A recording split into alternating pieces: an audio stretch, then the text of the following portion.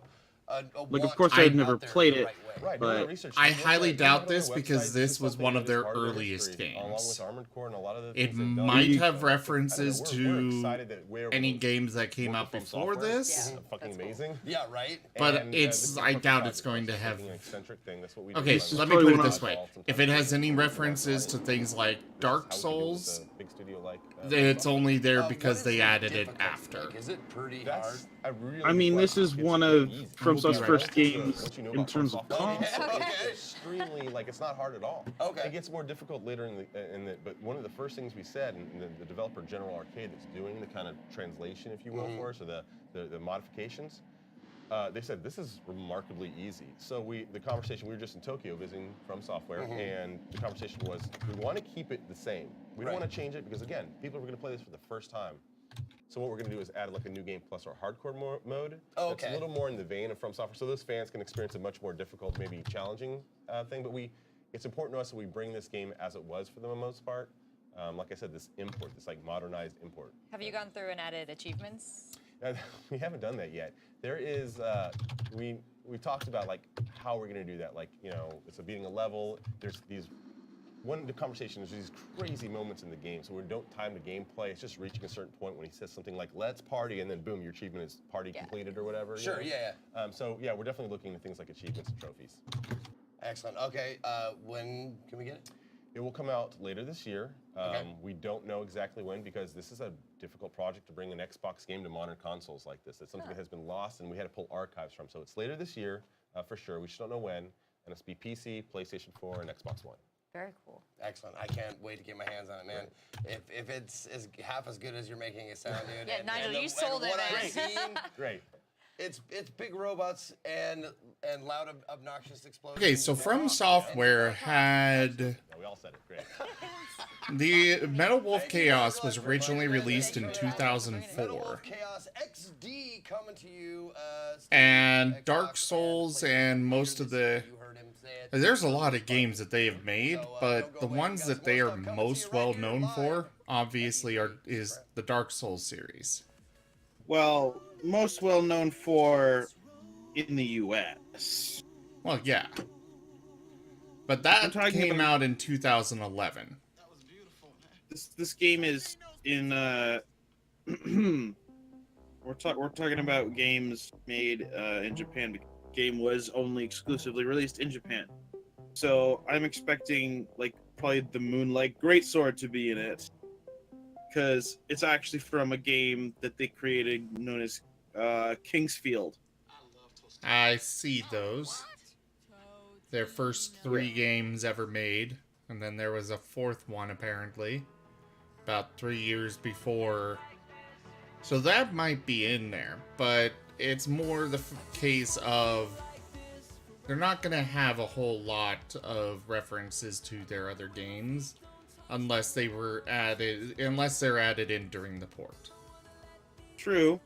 And But, if they do, which is entirely possible, they could have references. The thing is, we won't necessarily realize them. Well, believe it or not, FromSoft games are extremely self-referential. Dark Souls and Demon Souls just have a ton of references to the Kingsfield series. So, like the Moonlight Greatsword, Seath the Scaleless,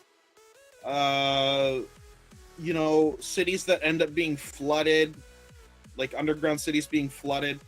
That's all Kingsfield. That's not really Dark Souls originally. So I could see a lot of Dark Souls references being in there, but no real references that reference Dark Souls.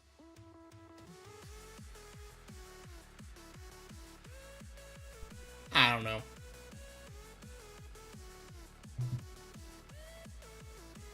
It's really one of those where we'll have to wait and see.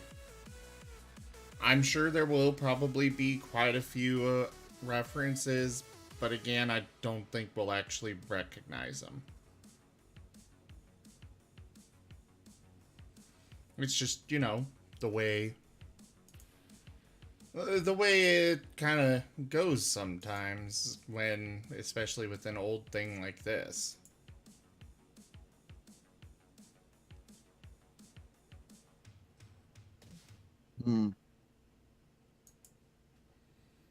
And where, because I'm looking at their list and a lot of their former games were not ever released in North America. Some of them were. Okay, I'd probably say about half.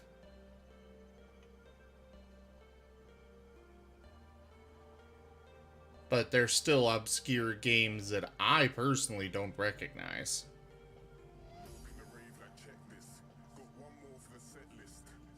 I don't see any on this list that I recognize.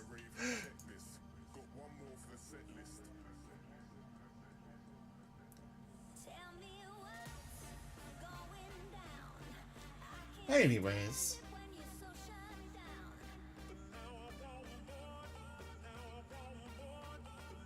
Let's see. Next up, we have Overland. Should be starting right now. Then, actually, should have started about 2 minutes ago, but that's beside the point. Then we've got an after party, followed by the Sony conference. It looks like it's a long one, which I'm kind of interested to see how much they're gonna throw at us this year.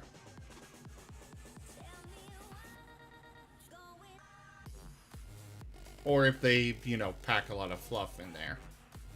Both are entirely possible. Yeah. Just, I mean, we did have, we did have, oh, whatever you call them. The PC gaming show. They threw 30 games in an hour and a half.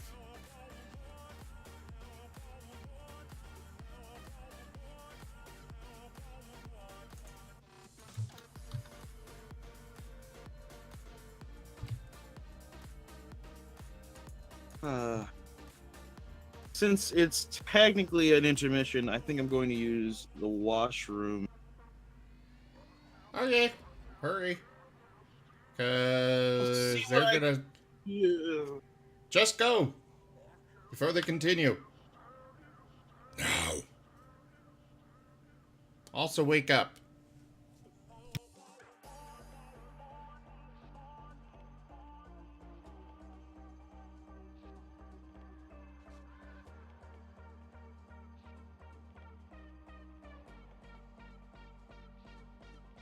Welcome back to E3 on Twitch. We're about 30 minutes away from the Sony press conference, and joining us today as special guests in our studio, we've got Rebecca and Adam Saltzman with Overland, a game that is beautiful, procedurally generated, and also has that post-apocalyptic world that I love.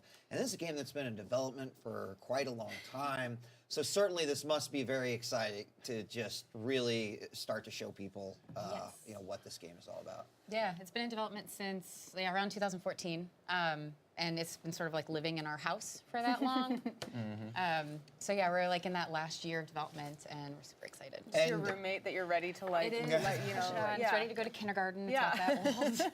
So when you say development, because you guys came up with the idea, you did a bunch of like sort of 2D conceptual, right, development on it as well, and I mean, it's been a long road.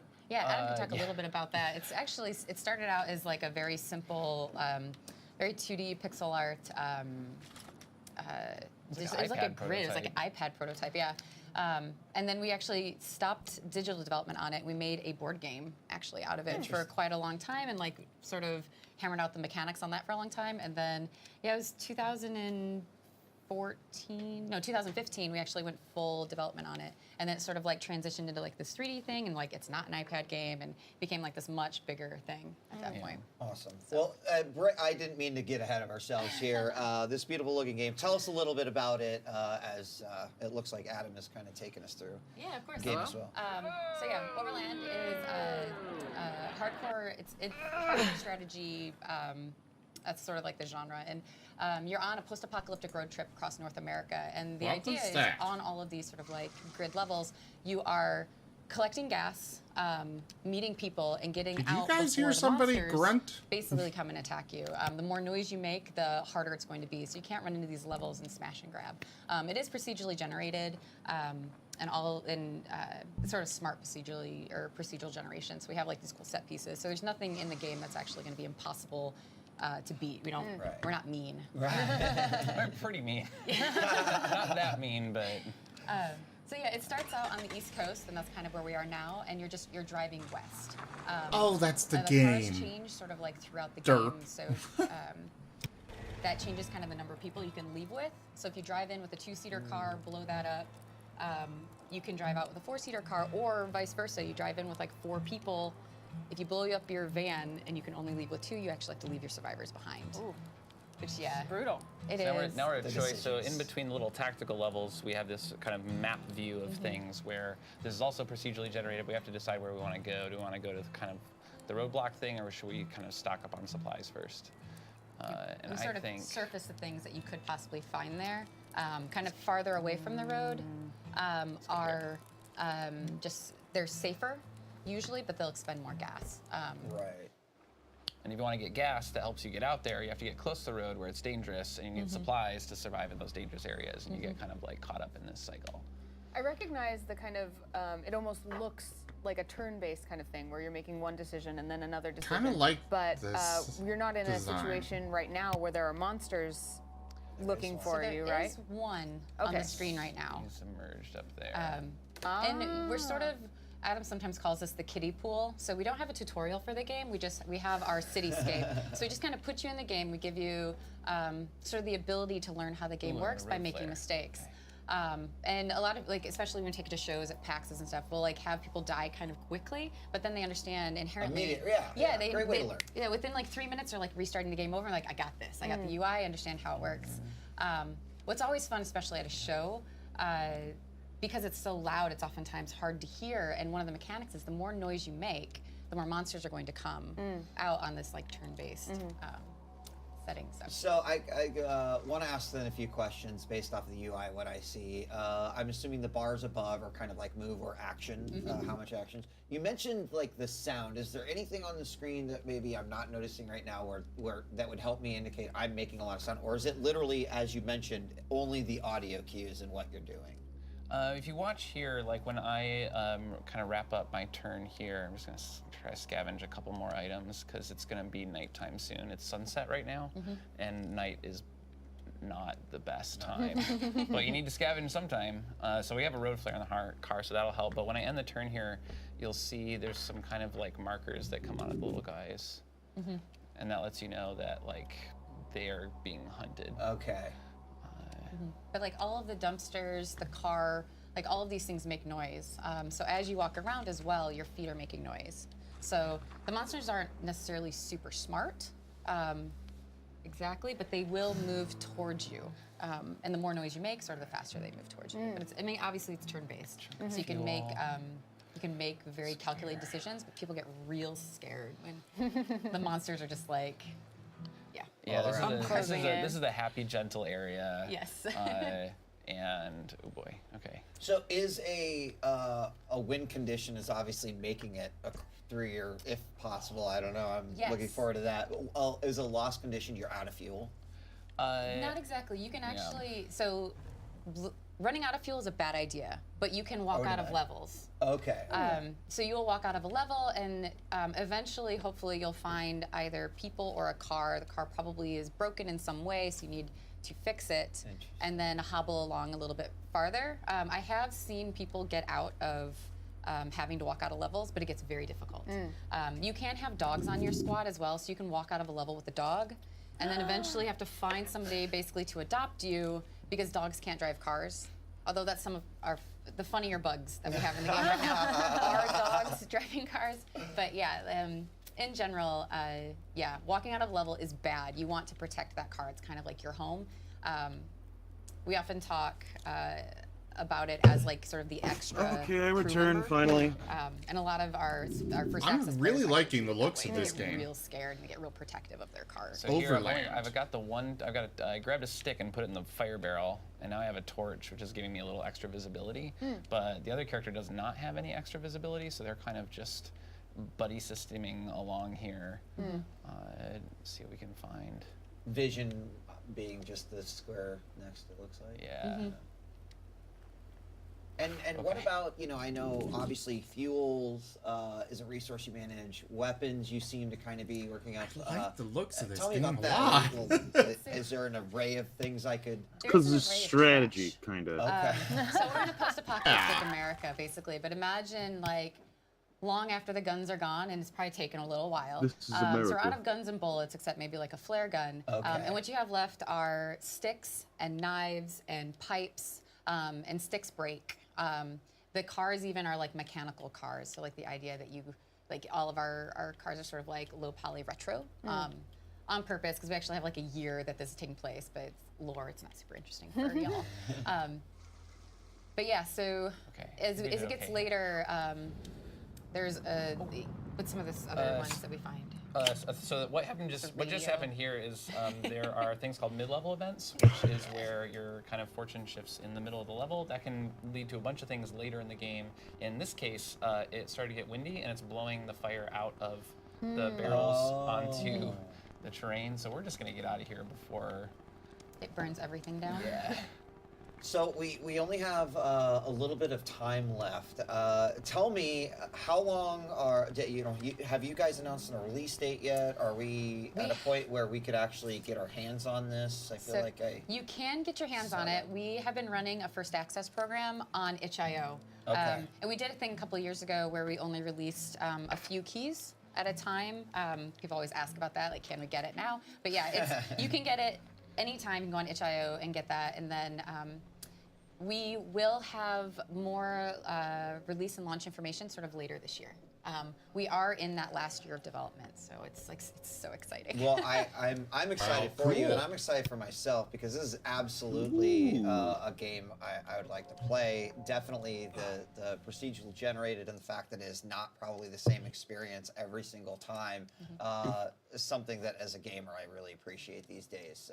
And it looks wonderful, you guys. Thank You've you. really done some amazing things with it. So, any last things you want fans or people who are seeing this game for the first time to see, Anna?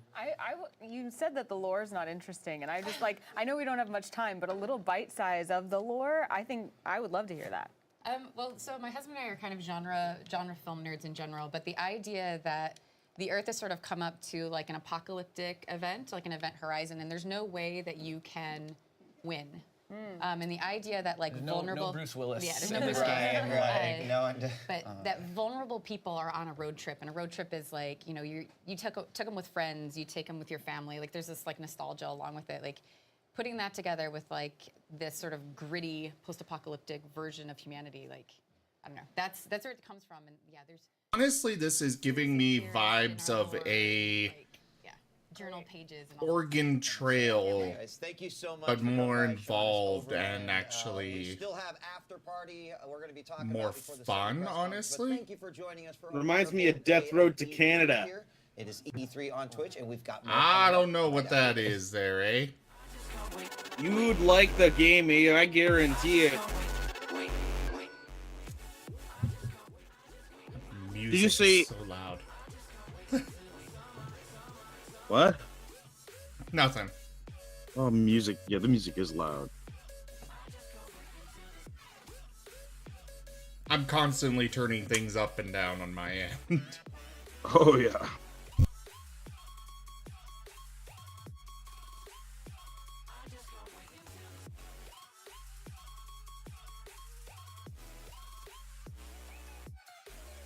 I just can't wait, wait, wait, wait. I just can't wait, wait, wait, wait. I just can't wait, wait, wait, wait. I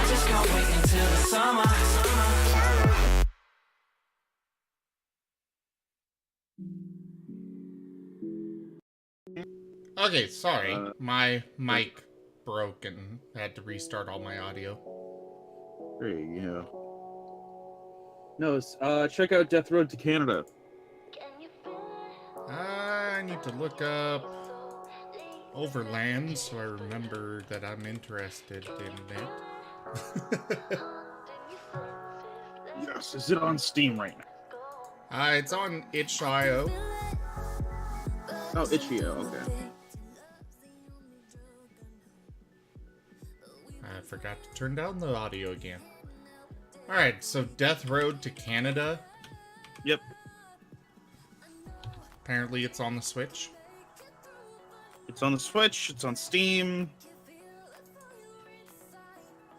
You can get dogs in the game. And if you're lucky, you can teach the dog to drive.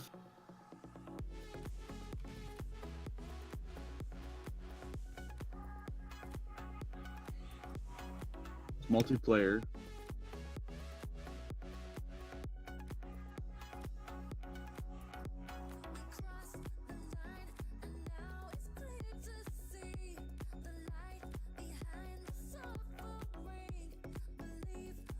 Well, looks interesting. I can definitely check it out. How much is it? Under 20. Still too high for me right now. I'm broke. Well, if we figured out how Parsec worked, we could stream it together.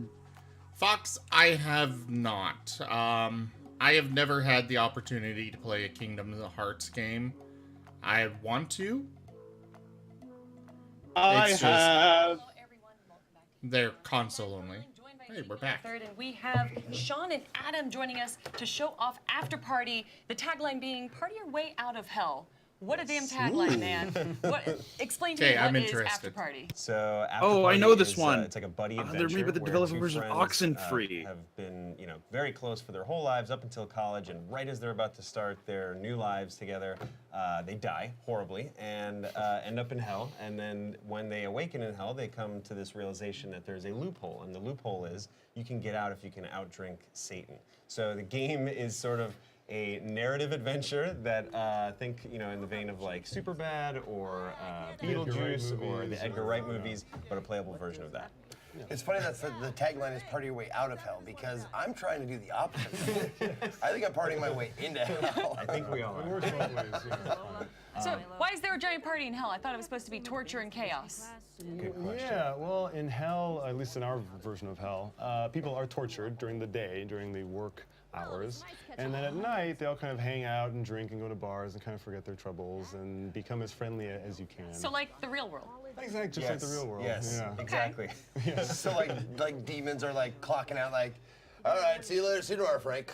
No, it's literally like they're in the middle of poking people and like eviscerating them, and then they clock out and they go hit the bar and they drink up together and they coexist. So I nailed it. That's yeah, awesome. and the demons are, as you would expect, demons, and the people that are there are all awful people too, and so you've got this mixture of all walks of life. But the Okay, not what I was expecting, but I'm liking the sounds of it still. Point-and-click adventure, correct? Right. Yeah, Oxenfree. So, the last game we made I was called played Oxenfree. It's It great. was a narrative game where the sort of main power was the player had the ability to choose what they said at all times, so the character wouldn't speak at all if you chose not to. And so we're building on that. This is a game where it's still all very much driven by dialogue. However, you also have drinks, a lot of drinks, and these various drinks can tweak and change all of your dialogue choices. So if I go into a bar and I might want to be flirty or I might want to be aggressive or funny, there's a drink for every one of those situations. And so yeah, it's a game where you are working your way through Satan's disciples and trying to get to the big man. Some of the things I noticed like immediately from looking at this game, Totino and pizza roll. even with Oxenfree, the lighting of it is so phenomenal. Like it's really, really good. Thanks. I just wanted to point that out. Yeah, we worked really hard on that because when we put in the art in the game, it's all based on concept art, of course, and when we make this beautiful concept art painting, like, man, why isn't it matching that? And it turns out, yes, all the lighting and getting the colors exactly right, and so yeah, it takes a ton of time. So these two characters we're seeing here right now is Milo and Lola. Yes. And you guys already talked a little bit about their story of them going to college, but then passing away tragically. But I guess fortunately, because we wouldn't have the game otherwise with it. Right. Yeah. So Milo and Lola are pretty different personalities. Milo is somebody who wanted to really have this great party life and have a larger social footprint when he was in college, and he's just a big geek and kind of always screws it up. Lola could not care less about partying. She is much more the type of person who wants to do something good for the world. And so the two of them have been just like great friends forever, and now as they're, embarking on this new adventure, they both have to deal with their shortcomings. Now, this is a story-driven game with choices. How does that affect their relationship as you move along in the story? So basically, yeah, how the game kind of starts out is, you know that they've been friends their entire lives, but you're not exactly sure why they remain friends this whole time. And when you die and go to hell, it kind of works out that you forget most of your life. So most of your journey through hell, while you're drinking and partying, they're kind of getting flashes and remembering of how they were and why they were friends, and maybe they weren't the best of friends, maybe they shouldn't have stayed friends this long. So you kind of get to pick and choose both how you are staying friendly with each other at the same time as trying to overcome these obstacles and get out of hell. And the player plays as both of them. So that's a big jump for us from what we did with Oxenfree. So you basically, like you wouldn't want to play a Bill and Ted game and just be Ted, right? So we basically jump between, or you might, I don't know. No, excuse me. No, I was nodding because that's an excellent point. I would not want to be either. Want to be? I want to be both. Yeah. Absolutely. Do you switch between the two? You do. So there'll be times where the story dictates that. There's other times where the player dictates that. And in the beginning, they're very inseparable and sort of symbiotic. And then over the course of the story, we kind of push and pull at that relationship. And when you have the option to choose who you want to play at the time, if you go into a bar, is there certain characters that can handle liquor better or different interactions better? Basically, every interaction in the game will be based on who you're playing as. So if you run into a bar and you drink your face off and you're playing as Milo, and then when you switch to Lola and you try to talk to the bartender and talk to the same people, they'll have much different responses to you based on who you are. One of the coolest things when I was doing research for this game is that although you guys are in hell, it's not just based off of those religions. You guys have a ton of religions that you're tying into this, all floating on the River of Styx. What was the decision for that? We just wanted to kind of equally make fun of every culture, so equal opportunity. Equality. It's 2018. Yeah, and we just thought it was just more interesting. Just wanted to give the finger to every single culture. Montage of a bunch of different elements. And we just didn't want to make it a game that was very focused on one particular aspect or one particular thought behind what hell would be like. We also, I think we wanted to define our own version of hell, basically. So in Oxenfree, we saw a space that was like, nobody really owns ghosts, and so we were like, okay, let's make our own version of that. And then for our version of hell, we wanted it to feel familiar at the high level concept, but in every other way feel kind of brand new. Sort of like showing that, like, okay, everyone's like a little bit right. Right, exactly. And you put beer pong in. And beer pong's in beer it, right? pong. Yeah, I mean, the other big... amongst every religion, beer pong. Oh, and there you go. Yeah, you take a drink, and the stuff starts to get blurry.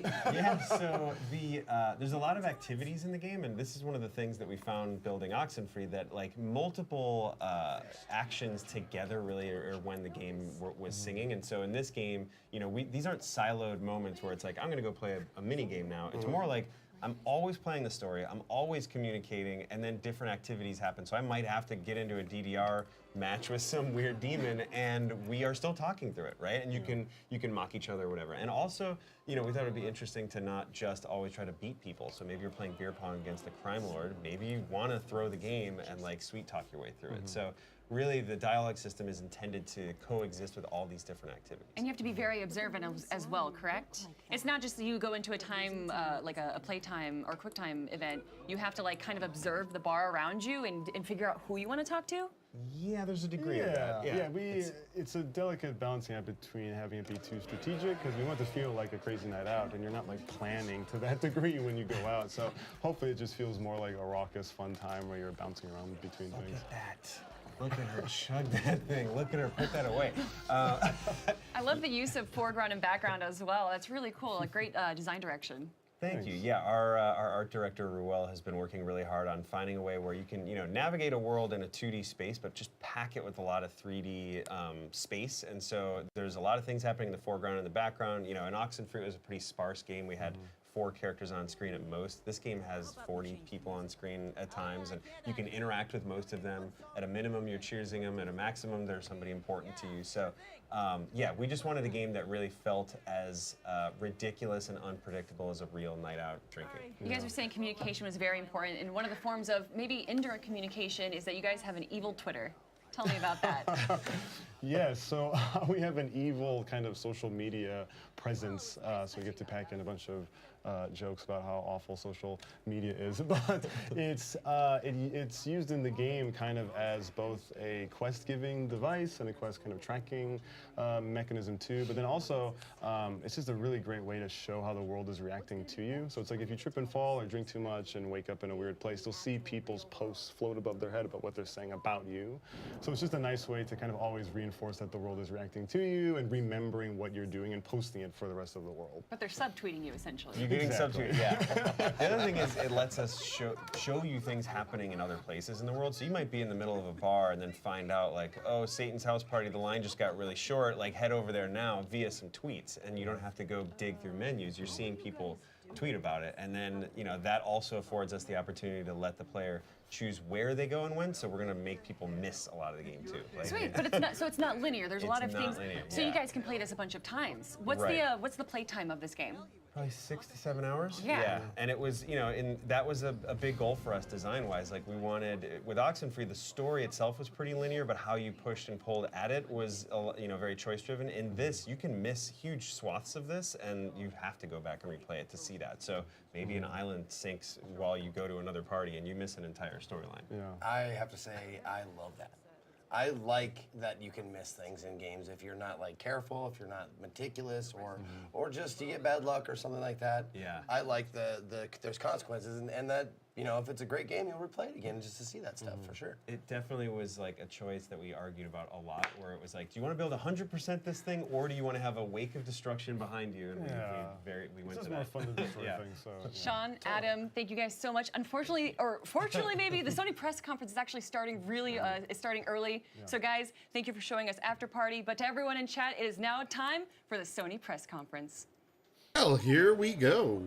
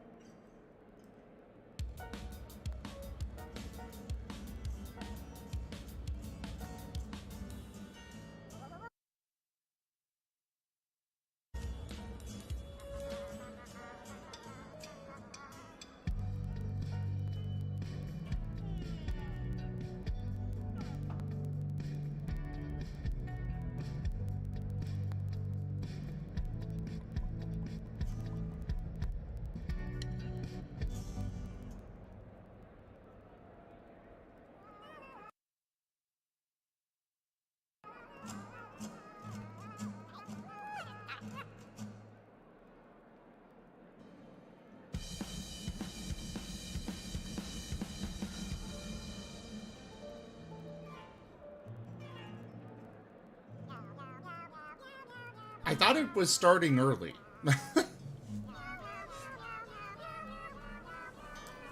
You still there, Hawthorne? Oh, for fuck's sake, my microphone was muted. Yes, I am.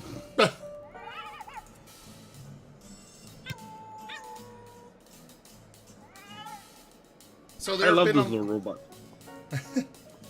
there have been a lot of rumors that Square Enix just kind of did a half-assed kind of presentation this morning because they were planning for pretty much all of the major stuff to actually be revealed during the Sony one.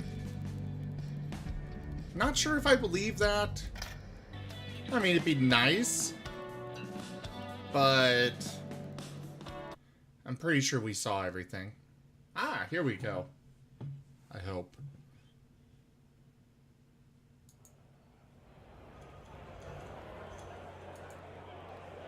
Please welcome Sean Layden.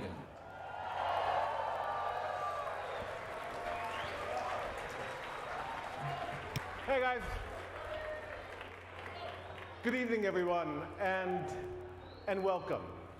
And thank you for making the time tonight to come to church. This fulfills church. your obligation for the coming Sunday, for those of you who need to know that. But thank you for coming out. It's great to see the congregation as large as it is tonight under this single tent. And for those of you who may be a bit apprehensive because you remember that movie Kingsman, He's really pushing this whole church idea. it doesn't end that way. So, but no, again, Good. thank you. And as you can see from this evening, I don't know. here I again at PlayStation, we've decided to Kinda like that. mix it up a little bit in the way that we're doing our E3 presentation this year. You know, we look at what the stories have we tell and the things that we want to impart to our fans here with us and their fans on the live feed worldwide, and that changes our design ideas around what we can do for this show. So tonight, we're going to have, rather than a bombardment of new creative, we're going to take all of you on a journey deeper into some of the key titles we've talked about before, but we're going to talk about them in a different way tonight, a deeper way, so you can learn about what's going on with these games and what's coming up in the future. You know, what we look at here at Worldwide Studios with inside Sony Interactive Entertainment, we really want to take our love for gaming and make it sing very loudly. It's a gaming industry, it's sometimes called, but certainly inside our studios, we see gaming as a vocation. It's a calling. It's what we do. It's what we have to do. Our teams of creatives and studios and designers, they have stories to tell and things they want to show you and places they'd like to take you. That's what we're trying to do here at PlayStation. This coming year is going to be all about those kind of games that we can deliver to you in a way that's going to blow your minds. And tonight, we're beginning here in this tent, this church tent we've created here in Los Angeles to let you start that journey with us and let us tell you our stories for the next hour or so. So without further ado, it is my great honor and my unique privilege to invite to the stage, introduce to you, Gustavo Santaolalla.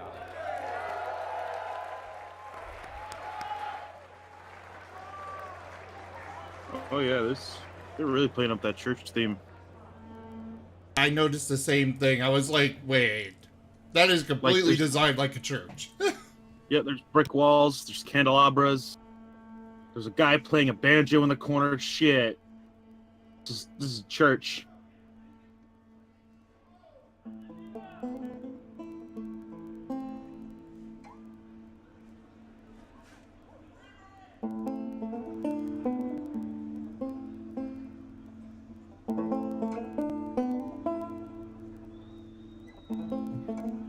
Oh, right now it's too quiet.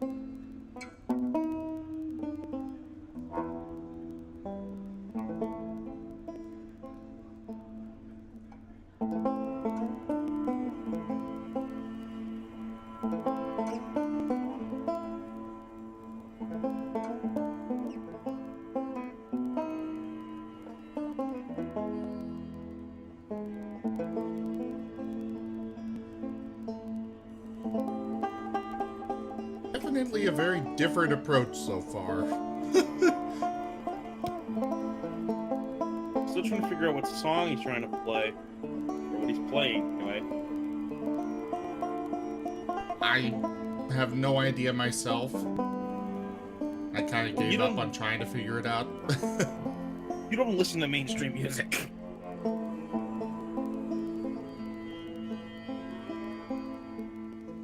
I listen to good music.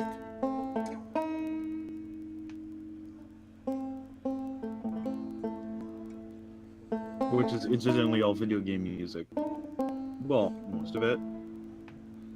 But this, I'm just...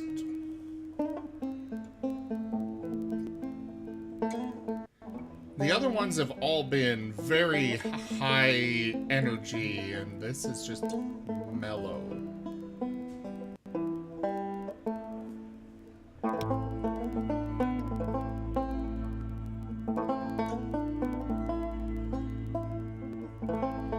To be honest, I didn't know you can get these sounds from a banjo. They have definitely added other stuff. Well, no, I mean, like, obvious. The banjo itself.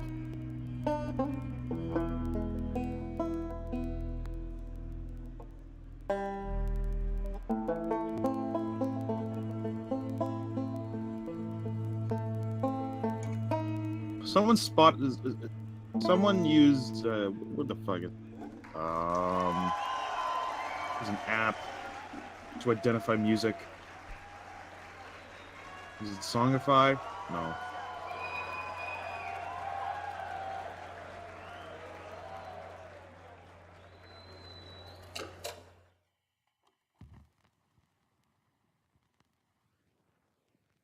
Went out one night to make a little round. I met little Sadie and I shot her down. Went back home, jumped into bed. 44 pistol under my head. I like Naughty Dog. Oh my god. This looks like the exact same place. Exactly. Not the exact same, but... Wait a minute, is this?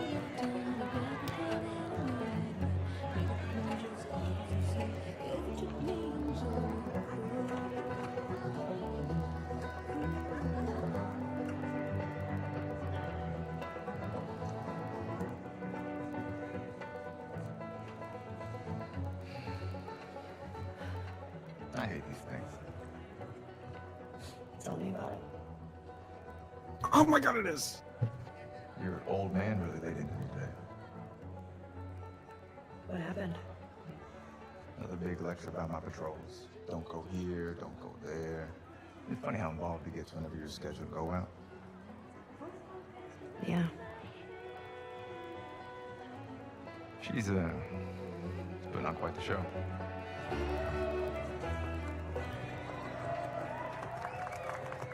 I give you guys 2 weeks until you're back together. Is it just me or is it echoing? No, it's echoing. She, Okay. said Wasn't something. sure if it was something on my end. Make it 1 week. Ellie! Hey! What took you Knew so it. long? Last I'm of Us here, 2. Pretty sure people clued him faster than I did, but... Hey, don't forget we leave at first light, so get some rest. Yes, sir. Such a dick. Come on. Why don't you start with me? Okay, I have a very serious question for you. How bad do I smell? Like a hot pile of garbage? Oh. Okay. Oh. How about that? Gross. You love it.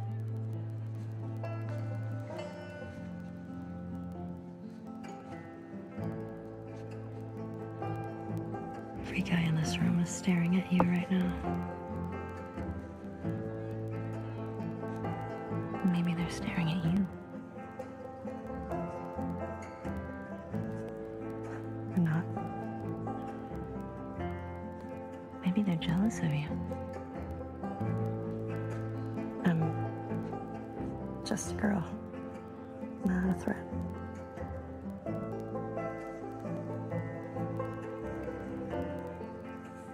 Oh, Ellie.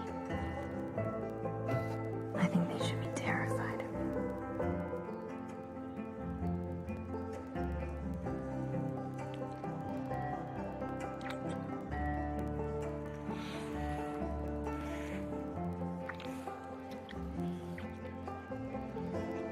God, they've got the noises accurate to a T. Chat.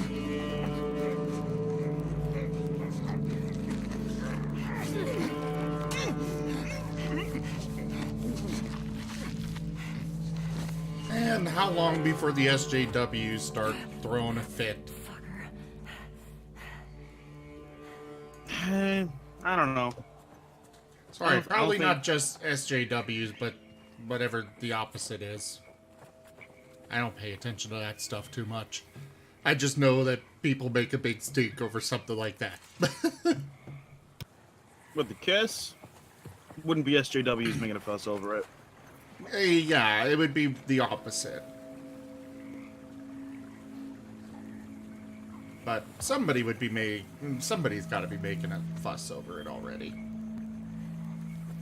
Well, see, there's going to be two camps. There's going to be assholes who just don't like that kind of thing, and then there's going to be people who are going to be overly critical of it.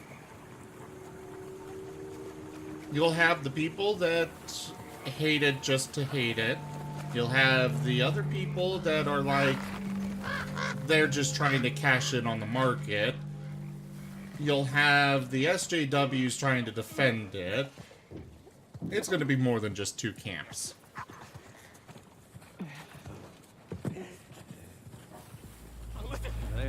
Well, that's the thing. I mean, personally, I care less. I just wish more games, like, you know, didn't have to bring it to the forefront in game trailers. Yeah. The hell?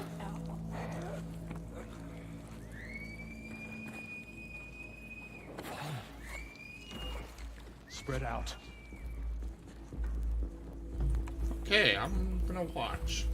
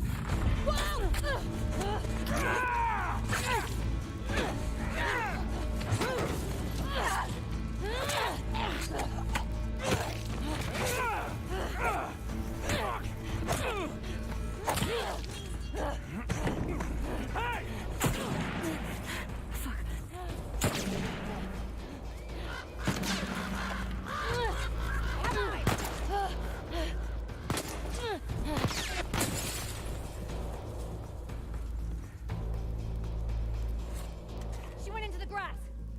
Watch yourself.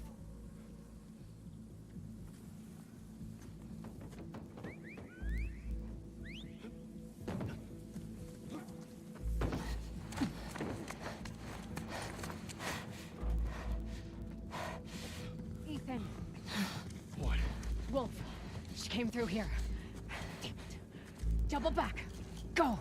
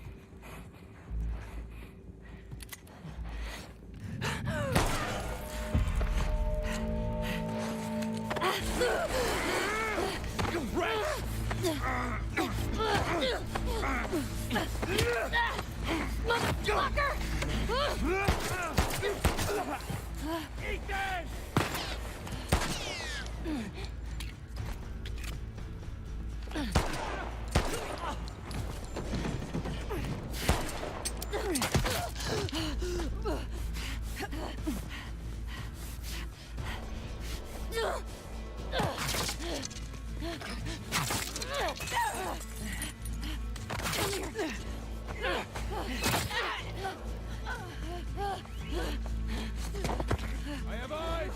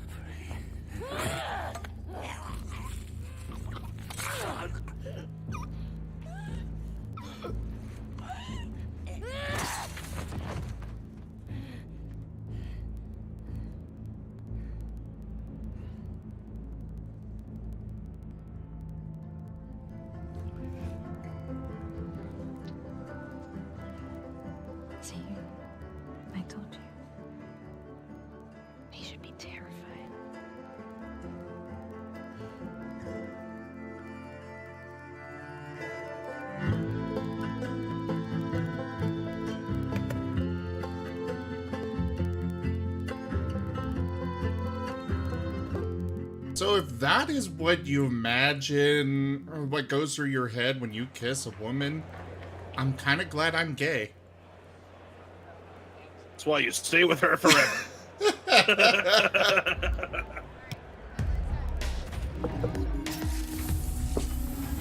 Jumping straight into a new trailer, it looks like. Yep. There better be a hoedown in that church area after that conference is over.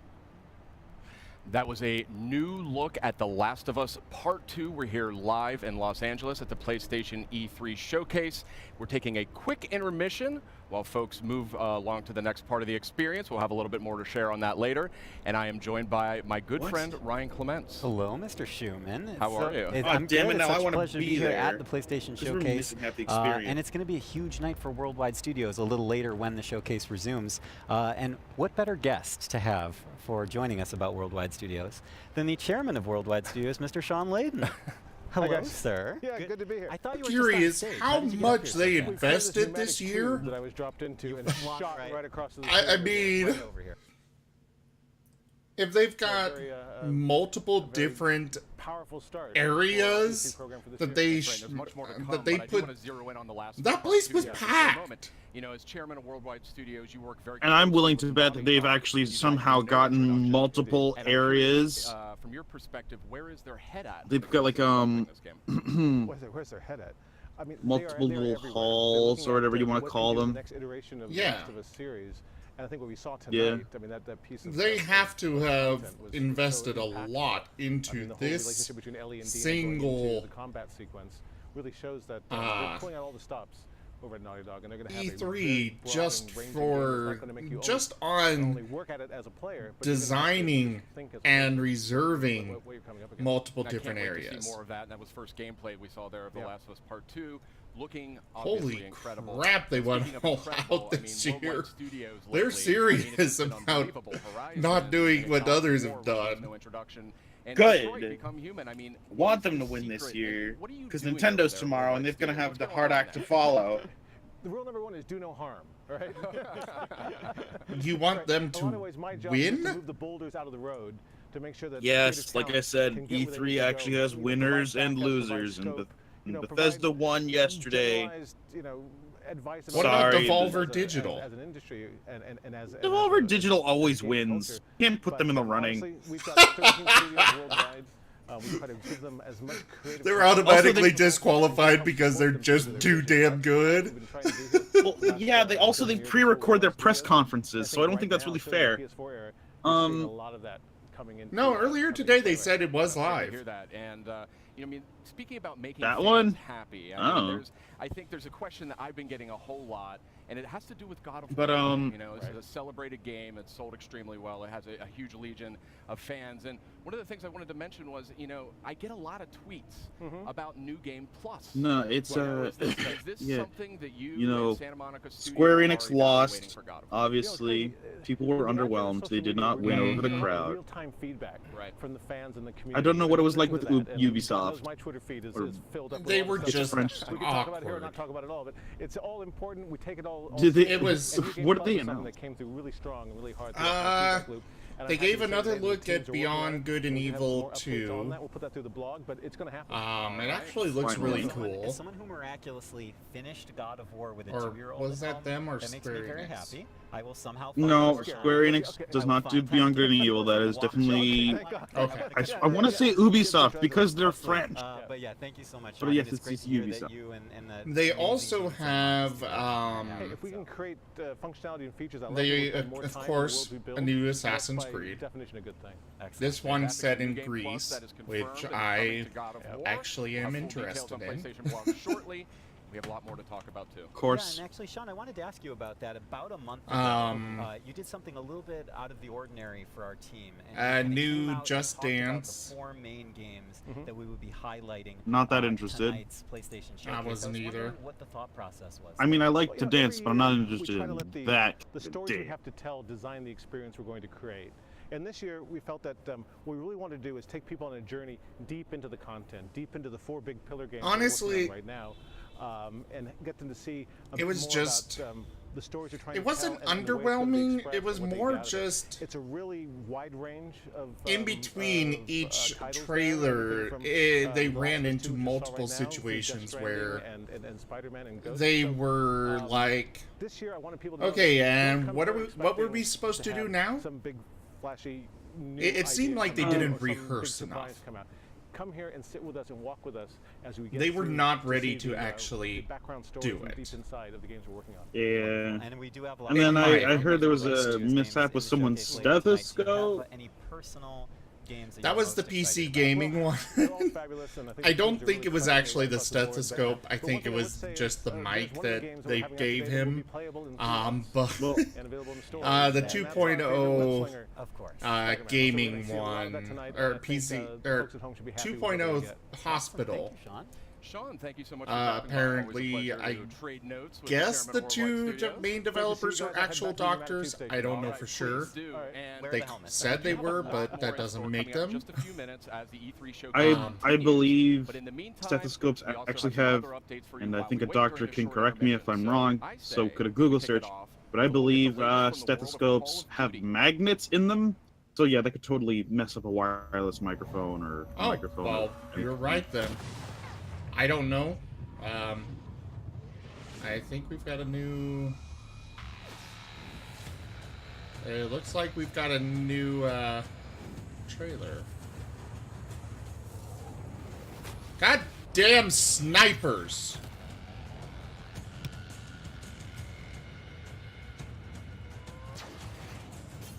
This is probably for Sniper V4? Nope. Oh, it said like Black Ops 4, I think. One of them. Well, Blizzard already has Black Ops 4 in its launcher. Well, these are remastered maps. Remapstered?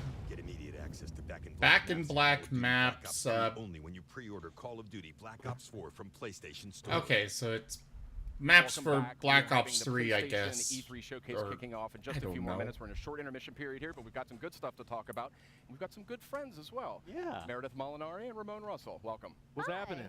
That's Good right. to have you guys They're back. still Yeah, moving good. everybody to the next section. Absolutely. Yeah, excellent. So I say we keep That's this what you moving that's here, what you and, pay when it comes for to the Call of Duty, rule we of know that A cool. bunch of remastered maps from Black Ops 1 and Black Ops 2 are making their way to Call of Duty Black Ops 4 this October on launch day.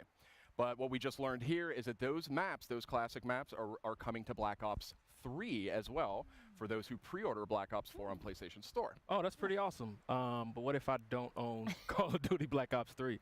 Well, that's where it gets a little more interesting, my friend. Oh. So tonight, we are actually doing a surprise PlayStation Plus game drop, and that is going to be Black Ops 3. Black Ops 3 is coming to PlayStation Plus later tonight. Yes. that's awesome. Yes, very nice. This is why I love E3, because not only do we get to share awesome That's news okay, I with guess. our audience, but I PlayStation mean, Plus that's okay. subscribers get a little treat. Get a little I'm extra not tasty invested. treat. Right, little Yeah. little mid E3 supply drop for Yeah, you there. there you go.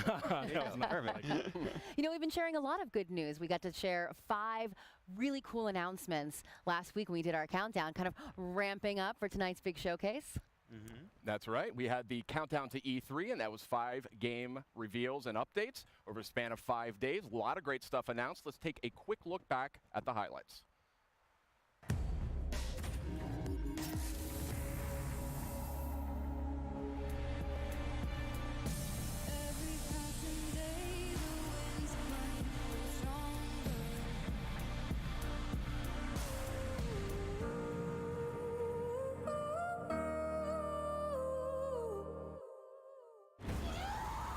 Okay, Tetris.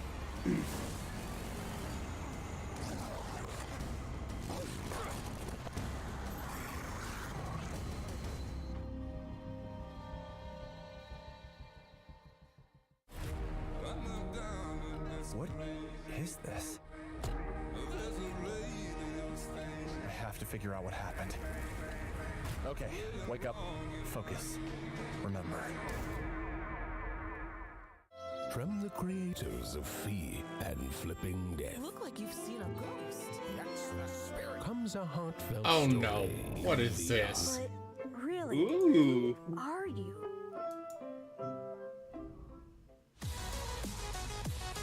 Ghost Giant. Yeah.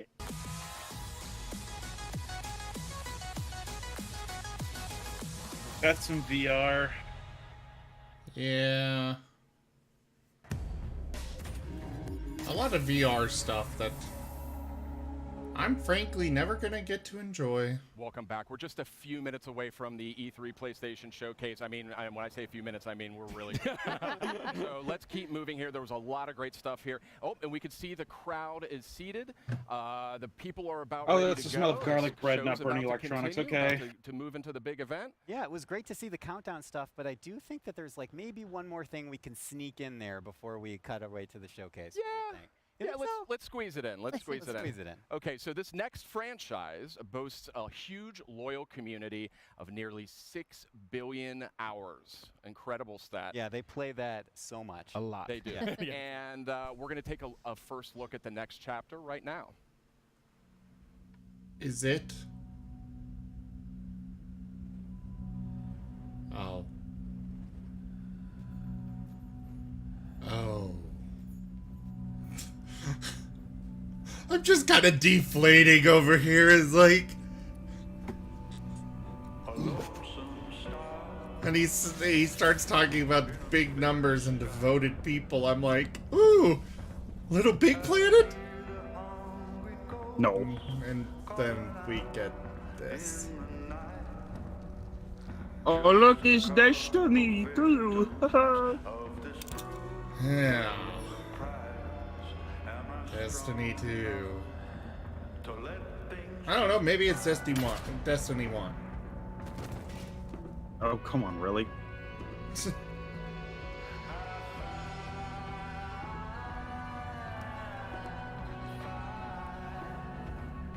Oh, man, maybe.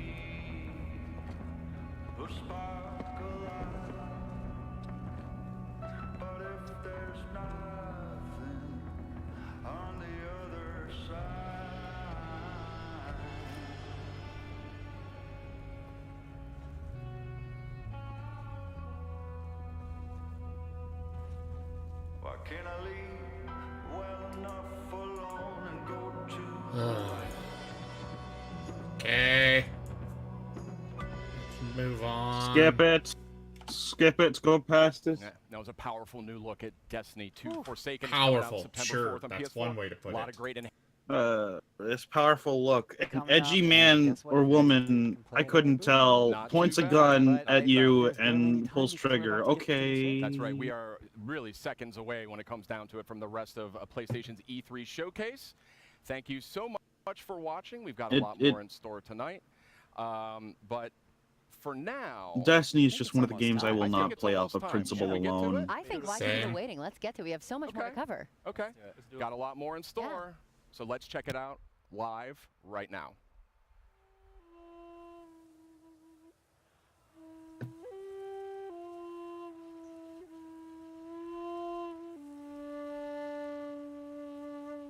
Is this the same guy doesn't- from the banjo? Yes. He's actually really talented.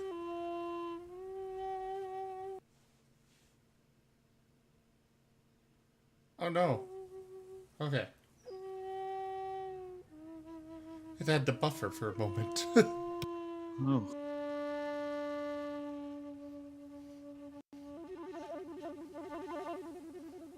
Can I get this guy to perform at my wedding?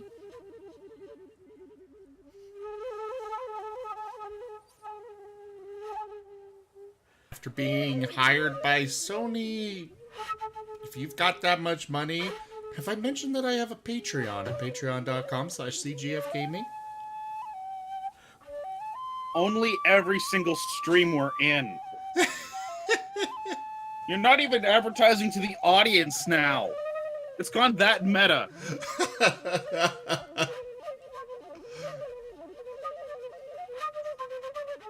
Well, if you've got enough money to hire this guy.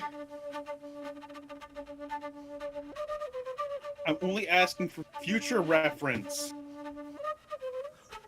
Well, in the future, please do not forget the little guys. You know, namely me.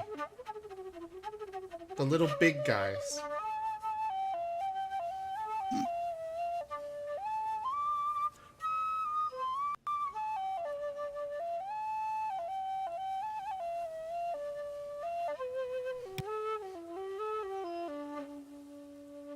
I guess not only did they have to move that guy over, they also had to get him a costume change. That's not too hard. Just it would have taken longer to move all the people over than him. Yep. Get off your phone! Everybody's on their phone. There was one kid just sitting there. Just looking bored. Yeah. Alright, what do we have here? Is it Neo 2?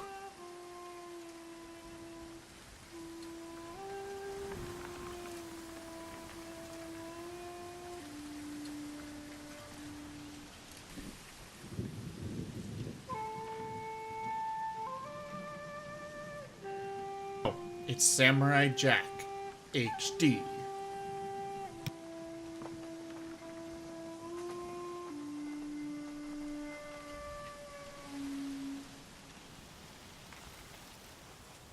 No, it's Maple Story. See his leaf? He's got a leaf. Or is it Onimusha? Is it a new Onimusha game?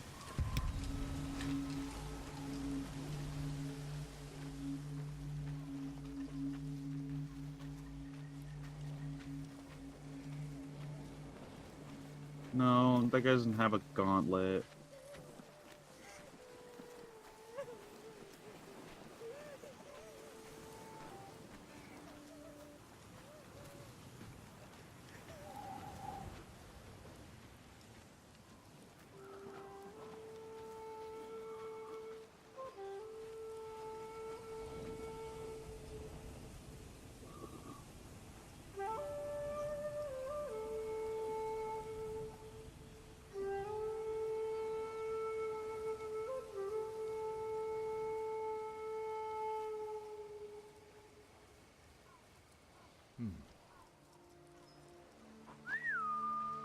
Nobu, come.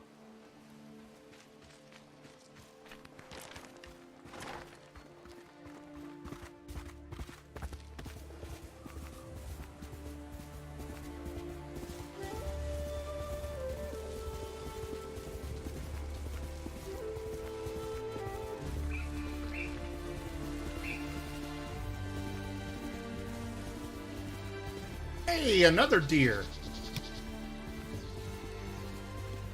This game seems very endearing to you now, doesn't it? Well, they all do. I swear, like, at least half the games today that were showcased had a deer show up prominently. Where are they? Oh, that's right. That reminds me a little bit of Witcher.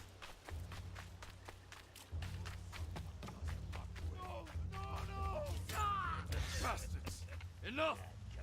Was next samurai. Arshoneg, Artsangesh Podosh Batsium. Need Urquai Minich!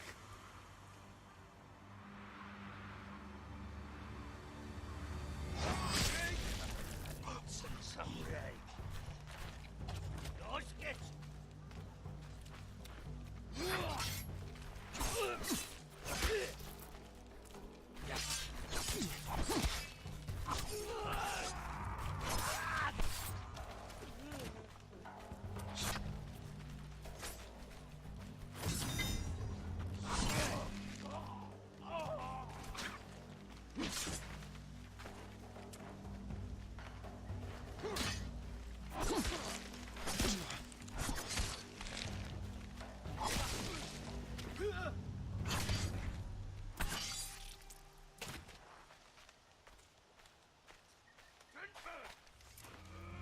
Just casually pushes it down into his back. Jin, you're late. You're impatient. Where's the monk? The bastards beat me to him. Now they're torturing him at the temple. Come on.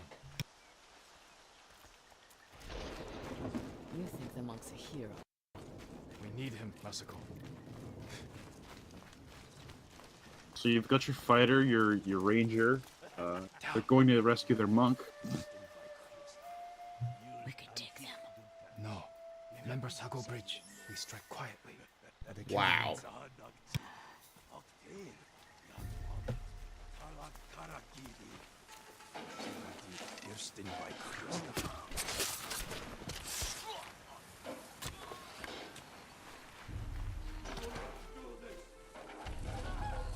I'll guard the exits. Just get that monk.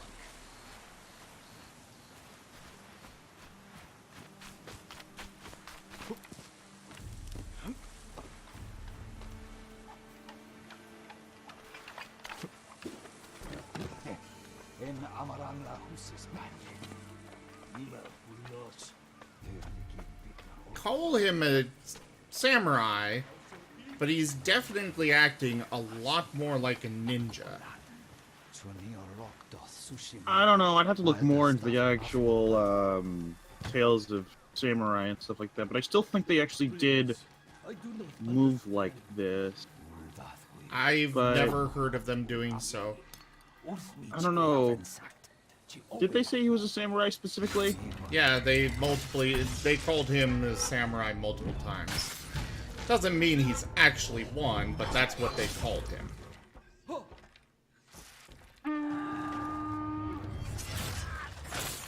Jeez. I don't know. He called reinforcements. Honorifics like that, like they've got to be.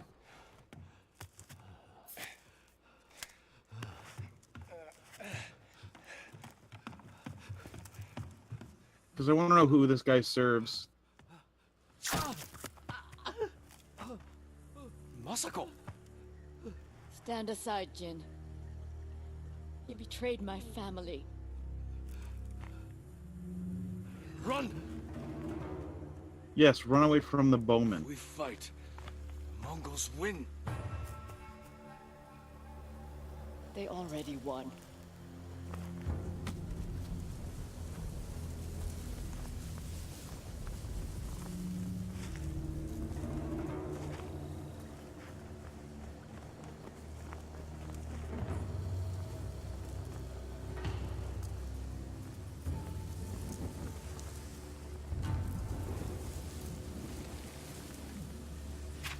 You were my friend.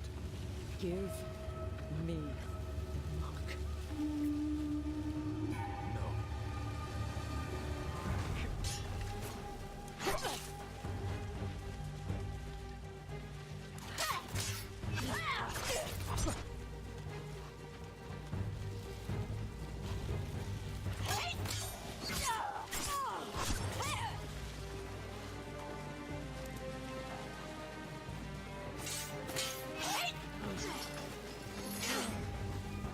How you could see, and now you can hear the Mongols approaching. That's our enemy. Yeah.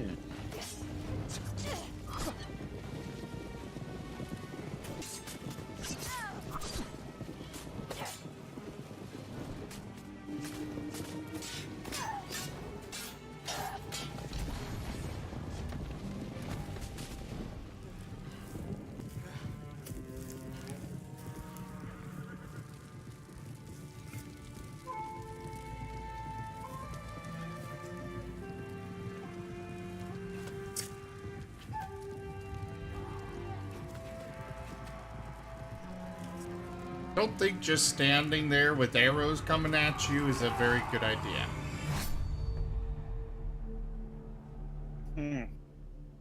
Oh, is this a new IP? That used to be a new IP. No, it's a little sad when you're surprised to see a new IP. And by a little sad, I mean very sad. Oh, that's the new IP. Oh no.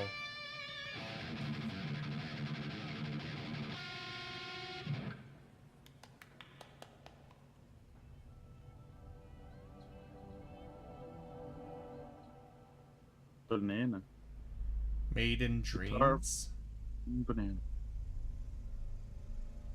Bow bow ba-da-dum. Ba-dum ba-dum. What is with that gun? It looks like a revolver of some kind. House One that's pulsing? is a shifting place. It's an undulating revolver. There are rules and rituals. Or is it a sawed-off? You can keep Oh, it's a gun that transforms. Made out of those Pinko block.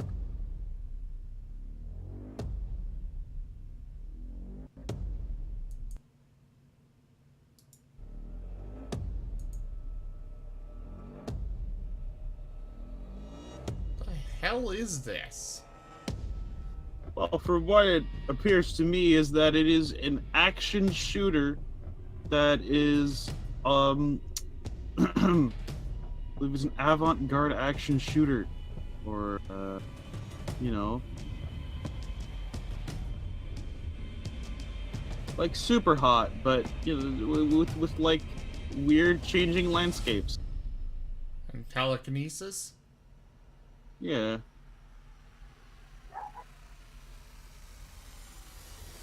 I was looking for the game Control. name, but like abstract action shooter. 505 Games. 2019.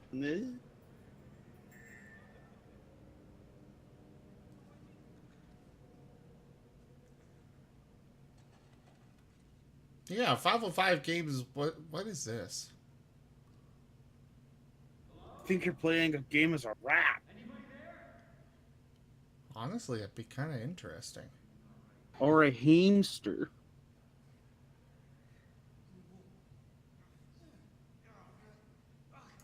Pizza. Eat the pizza.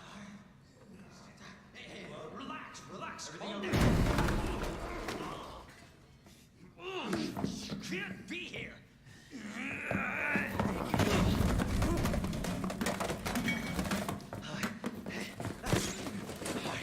I'm putting you under arrest. Yep, you're a rat. At least that's what the perspective is right now. You're a dead rat. I've got this. Aww. What are you doing? Get off! No! Get off of me!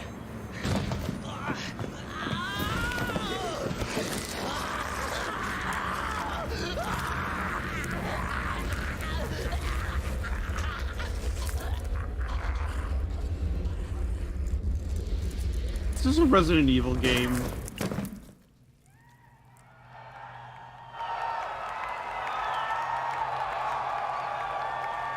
Raccoon, yep. Holy shit. Holy shit. Money's in my account. Always a pleasure. Attention, all citizens. Is it the Resident Evil 2 remake that we were promised?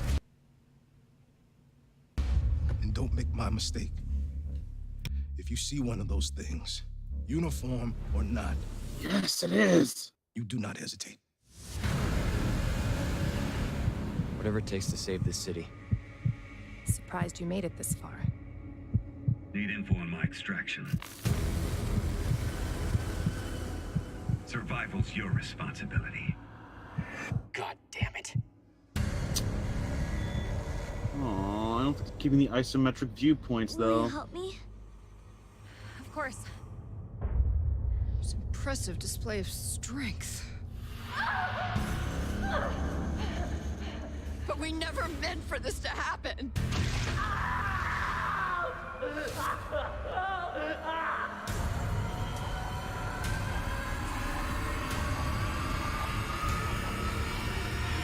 It's coming.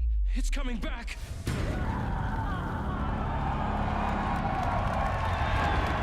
Three, two. That got a response from the crowd. Oh, they're booing because it's so late.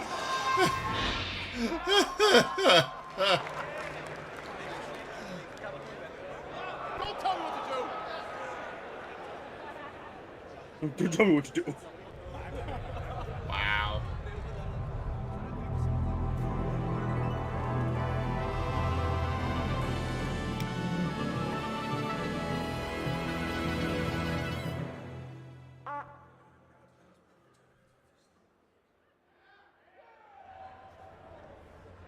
From Squatch Games and the co-creator of Rick and Morty.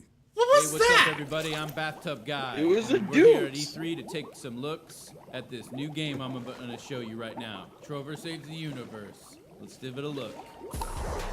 Near water or Oh, bathtub. whoa, there's some action platforming stuff in this. Who's Bathtub Guy? Shit.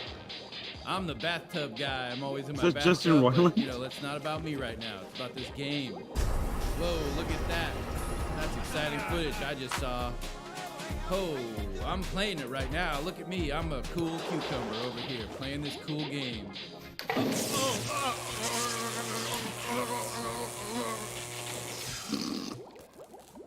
Jesus Christ! Oh my God! Somebody call 711 because that's the emergency dial number for this in this weird part of the galaxy. Because this is a sci-fi based thing. Help! He's got electrocuted. I love it. Oh, it's not on. Oh, it's not on PC. I like it. I like that. Oh, and here we go with this. Yo ho, a pirate's life for me. Yeah, it looks like Sony did score the Because full. we get to be pirates again. Yep, you always did like this world. Still, it's a real shame we don't have a bigger ship. I get to kill people and plunder.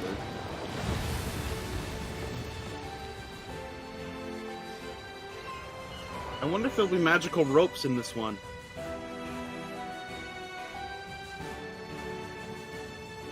Actually, these character models are pretty impressive. Yeah, they are. I was They better just be thinking- in-game footage. Oh.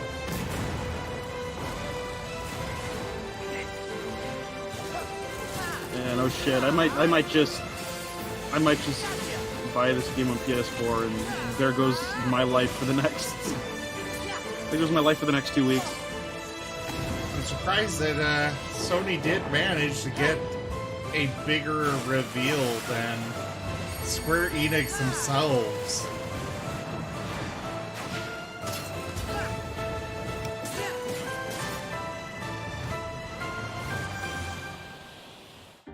You back Just in the the change, organization? just the change in graphic styles. Surprising, Wow. isn't it?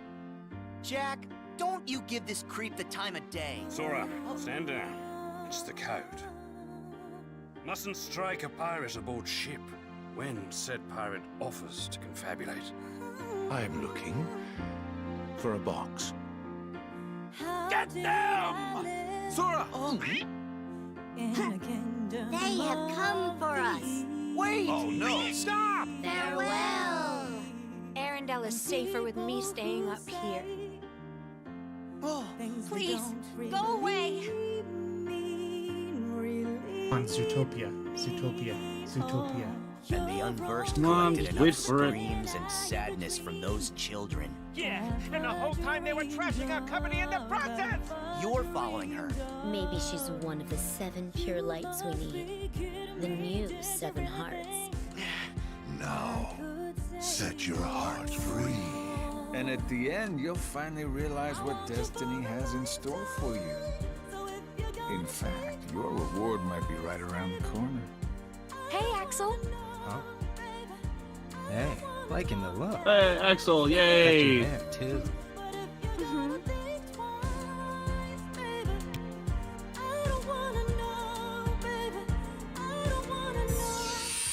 I do not like Riku's new look though.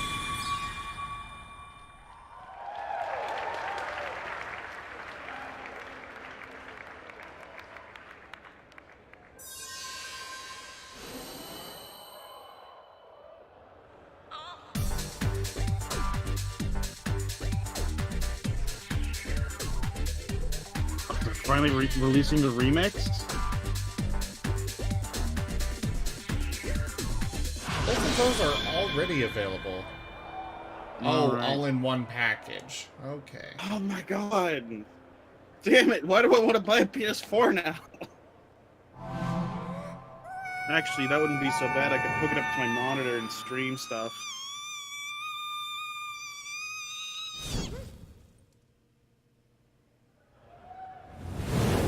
The fuck is that?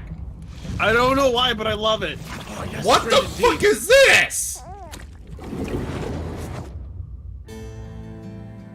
It's a throat baby. Sam Porter preaches. Stranded Deep. A Hideo Kojima game.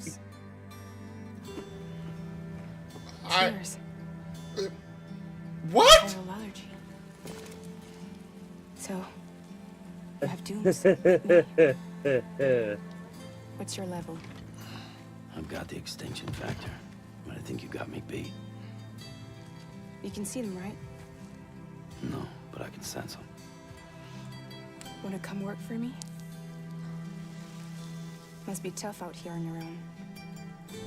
I can't help you with that. I make deliveries. That's all.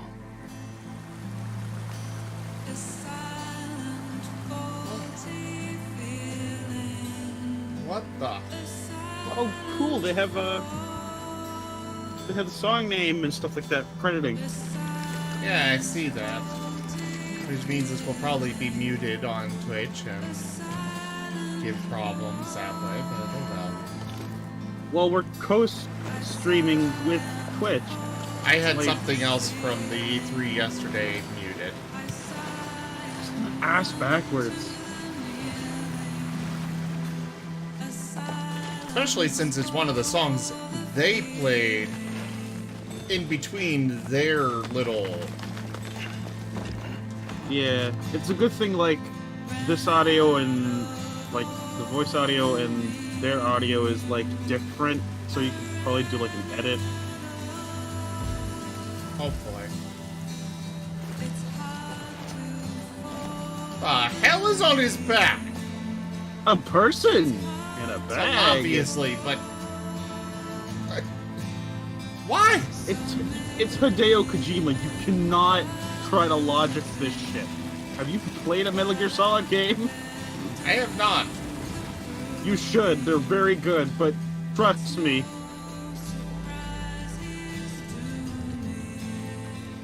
You've probably not played Silent Hill since you're not much of a fan of horror.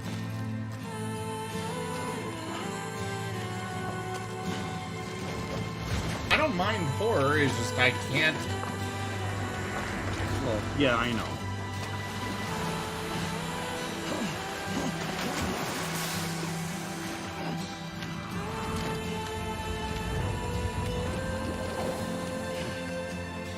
This is one... Oh god, no. Oh! Oh! Made you cringe, didn't it? Very bad. I love it, but I hate it.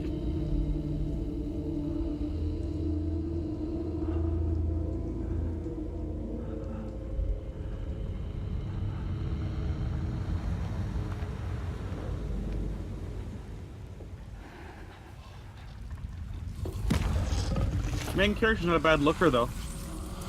No. Pretty sure he's... I'm pretty sure that the main character is, what's his face from The Walking Dead? Carl? No. Rick? Daryl, or...? Probably Daryl. Yeah.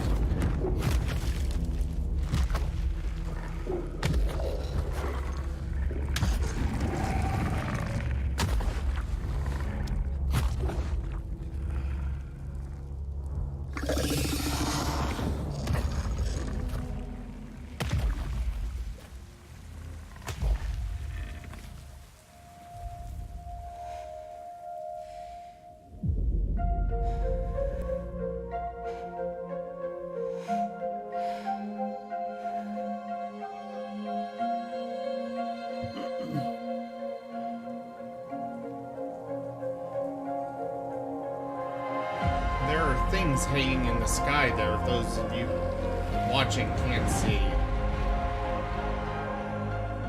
They were very faint.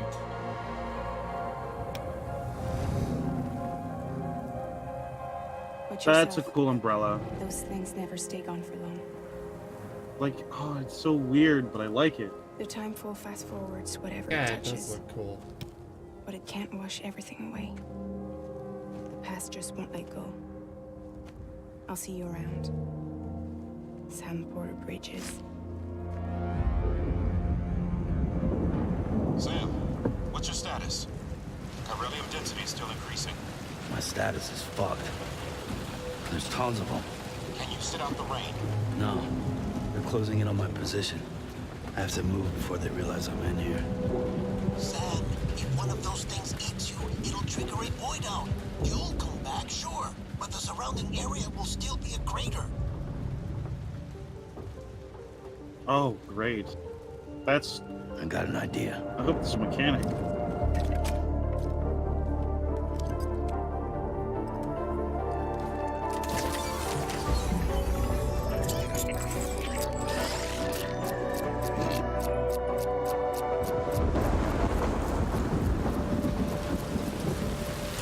That light's for detecting the monster, I'm pretty sure.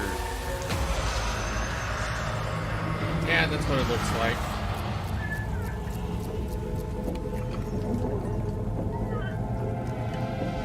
It's just the weird shit that I love.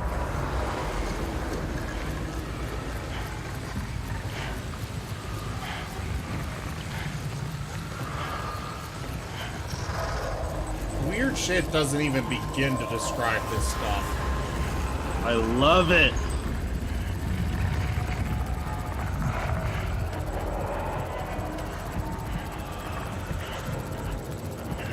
I just hope this isn't with Konami anymore. Fuck Konami. No. Konami makes pachinko machines now. Oh yeah, that's right. Exclusively.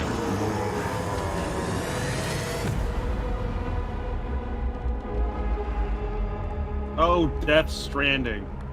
That was Stranded Deep. Where'd I get Stranded Deep from? Isn't that a different game? A cryptobite a day Probably. keeps the time fall away. Timefold? Okay. That looked very much like Envy from Full Metal Alchemist. Except, you know, You pink. still don't know who I am, do you? Yeah. Did it hit? Maybe That a thing little she bit, yeah. ate? It was Envy. Envy's green though, isn't he? Aside, like I said, but pink. Yeah, but It's Envy, but pink.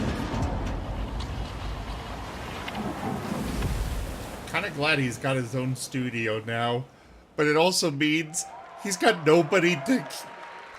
He's got nobody holding his weirdness in Now we any just need to form get- of check. we just need to get him, Suda51, and American McGee in the same room.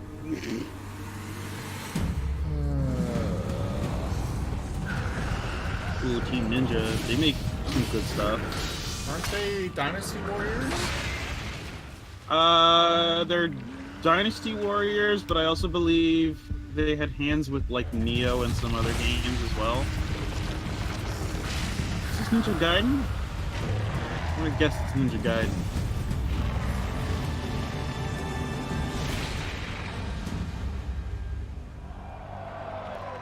Neo 2. Neo 2! Neo 2! Neo 2! The one I might actually play.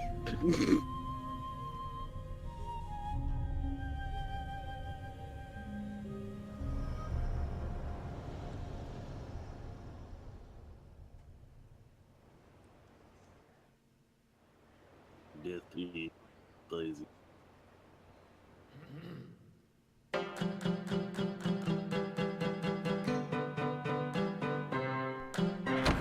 Poorly played chopsticks. Jeez. I don't know, I like these little tweens. I do too. They're just weird. The raft is secure, but I can't reach them over radio. Their comms must be down. What's your status? Already here. Yuri, I thought you said it was secure. Oh, Spider-Man. Let's go. Maybe it's not as bad as it looks. Love the optimism. But in my experience, when it looks bad, it's usually worse. Look out! Ah!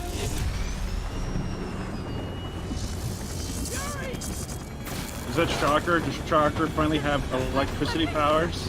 I thought it was Electro. Oh. I don't remember his enemies' names. I don't know. I think Electro might be one of them. I could be getting him confused. But like Shocker had shockwave power. You okay? Yeah. Welcome to the party! Just in time for the fireworks! Looks like we made parole, boys! I'm out! Electro? Why is he letting Yeah, everyone it's out? Electro. I'll head for the main control center and see how bad the situation is. Got Why it. is he letting everyone I'll out? go He's join a the party. criminal! I know, right? Everyone just quietly go back into your cells and lock the door behind you. Okay? Please?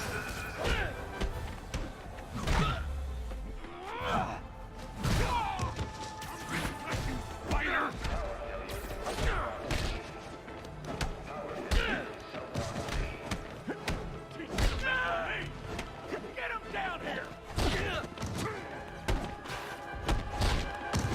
He's not using it. There he goes. Like fish in a barrel. That's some webbing right there. That just... Yeah.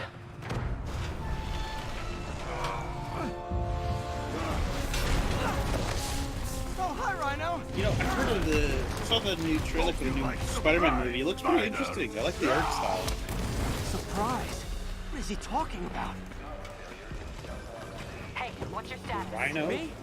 Just trapped in a prison with every criminal I've put away in the last 8 years. No biggie. Electro must be working for someone. Dick Octopus? This is too No. good to be true. Scorpion, can you hold on a minute? I was in the middle of a phone call and it was business.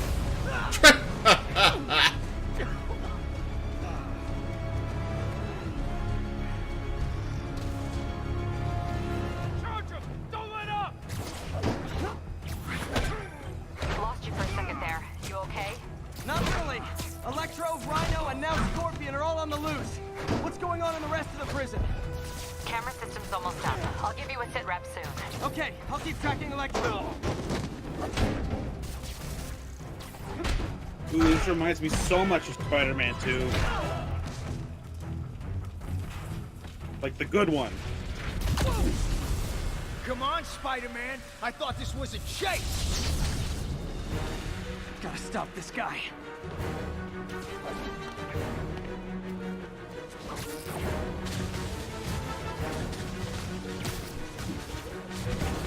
If you tell me Gotta who say, you're working for, I'll go easy on you. Electro looks, But I'm flattered that you still try. Nobody ever takes me up on Really that offer. shocking. he looks better than he has in the past.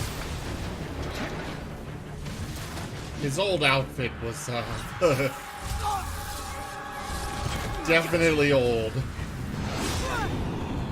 Vulture! How are you not being shot? We're going to have so much Vulture. Sorry, Yeah. time to talk. A lot of these are animal-based. Okay. Oh, I forgot that was a theme, but... Dude, not... Okay, I got the security cameras back online. How's it look? Well, not all of Spider-Man's villains are based off of Looks like animals. the entire population of the No, raft. but a lot of them are. That makes Yeah, 5 just of your a worst lot of enemies them. that are now on the loose.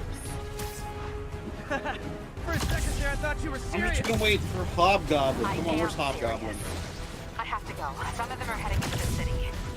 This is nuts.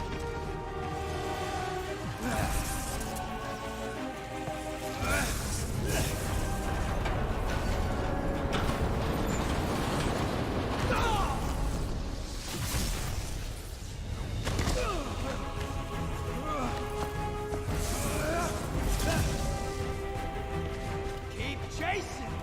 Party's almost over!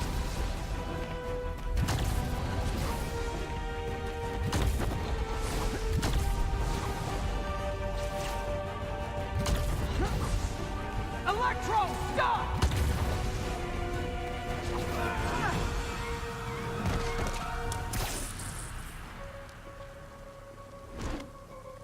How do you like my new suit? Dashing. Where'd you get it? It's an exclusive club. This is a nice suit, though. It looks nice. Yeah.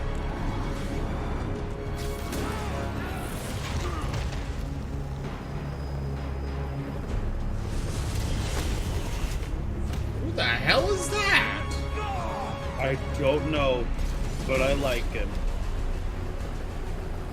Remember, he said not to kill him. Good idea. In fact, we don't have to do this at all if you don't want to. We definitely want to.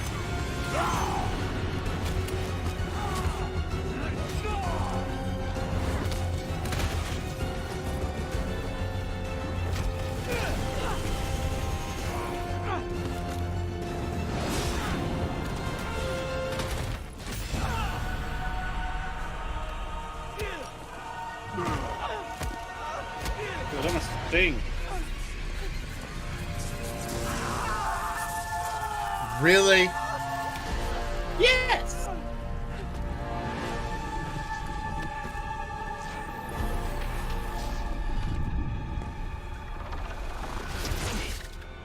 You?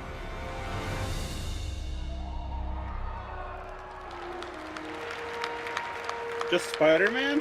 No other subtitle? Spider-Man? I can work with that, I guess. Technically, things like Ultimate Spider-Man and Amazing Spider-Man and such are... They already showed us this trailer. Yes. Oh, this is the recap. You do not hesitate.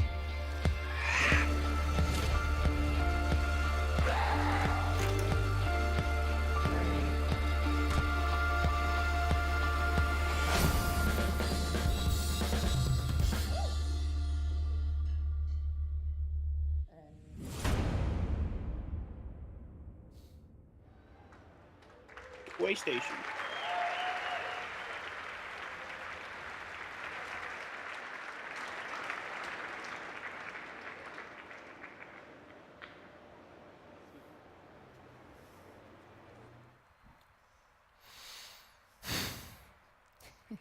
That was the PlayStation E3 showcase. A lot to take in. There was a ton of great worldwide studios titles. We actually got a little more to share here coming right up. We're going to have first live gameplay of Marvel Spider-Man right here, just a couple of minutes. We have a new game to announce. We have some other stuff to talk about too. What a show. Another new game. Top highlights, go. Oh, there's no time. Oh my goodness, Ghost of Tsushima looked absolutely incredible. That color palette was insane. Yeah. Did you grow up with samurai movies? Absolutely. Yeah. Yeah. Ready. It's just the embodiment. I'm ready. Sucker punch. Yeah. Thank you. Meredith. Oh, Resident Evil 2. Come on, RE2. That looked so good. I know a lot of us fans have been waiting for that one. And there was like a moment where you're like, I'm not really sure I know what this is. And then as soon as he turned his head, I was like, yes. And you get that that so good. RE4 style over-the-shoulder camera action. It's kind of like the ultimate dream if they were going to remake Resident Evil 2. That's what I would want. So awesome stuff. Yeah. Ryan? Nice and gory. No, I wanted As Resident Evil Meredith said 7's first-person backstage, view, actually. Death Stranding. we now have more questions. Yes, more questions. More questions. It looks as if, I mean, I don't want to make any promises, but it looks as if we were getting kind of an allusion to a lot of gameplay in there and kind of what the character of Sam is going to be doing in this very unusual world that is inhabited by some very unusual and scary things. And people consume strange and unusual. Well, bugs. That was... Babies continue to be a theme. Yeah, it wasn't a myth. No. Don't know what we're going to find out there, but yeah. So a ton of great stuff in the show overall. I mean, Neo 2, that was a crowd pleaser. That was one that was great to see get out there. We got an update on Kingdom Hearts 3. We got a lot of other great stuff. We had a new Remedy game. Remedy's on the way. Control. Really stylish trailer, really looking to I want to learn more about that one. I mean, it just looks like wizards and like, I don't know what I was looking at there, but it was really stylish. I would expect no less from Remedy. But I got to say, I think my favorite was Marvel Spider-Man. Spider-Man looked that was incredible. incredible. We have these legendary villains are back. We had Rhino, Electro, Vulture. I'm missing some. Who else are there? I mean, just one after another. That was Electro. So many. Spider-Man was not in a good space. No, it was pretty rough. It was pretty rough. So we're going to see live gameplay of that in just a minute or two here. But I say we actually take this moment to announce a new game. What do you think? Let's do it. Okay, do it. So nonchalant. Hey, another new game. Just keep coming. Yeah. So you guys know From Another new Software. game, okay. Absolutely. I'm aware of them. They have created a lot of great games over the year. Oh. Well, they have been busy working on a PlayStation VR game. Is it? Oh, VR. Is it From And it is Software's quite a vampire departure game? from the Oh, kinds no. of games that Oh, we sort never- of know them for, but it's very, very interesting. Boo! And I'd like to see the first footage of that right now. Well, let's see what they got.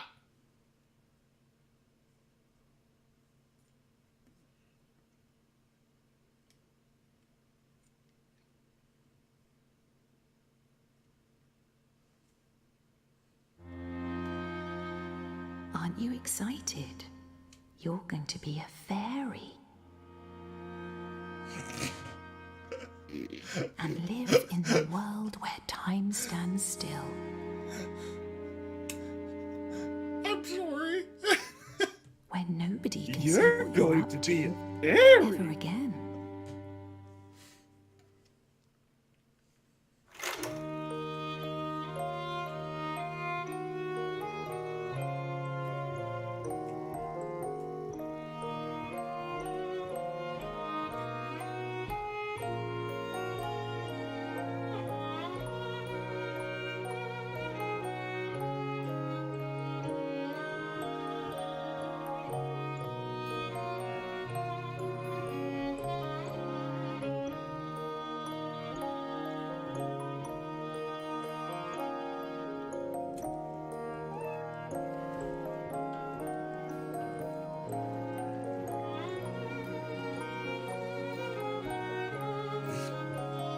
The soup totally just completely didn't scoop up any, or the spoon didn't scoop up any soup. It's a ghost spoon. Spoon's haunted.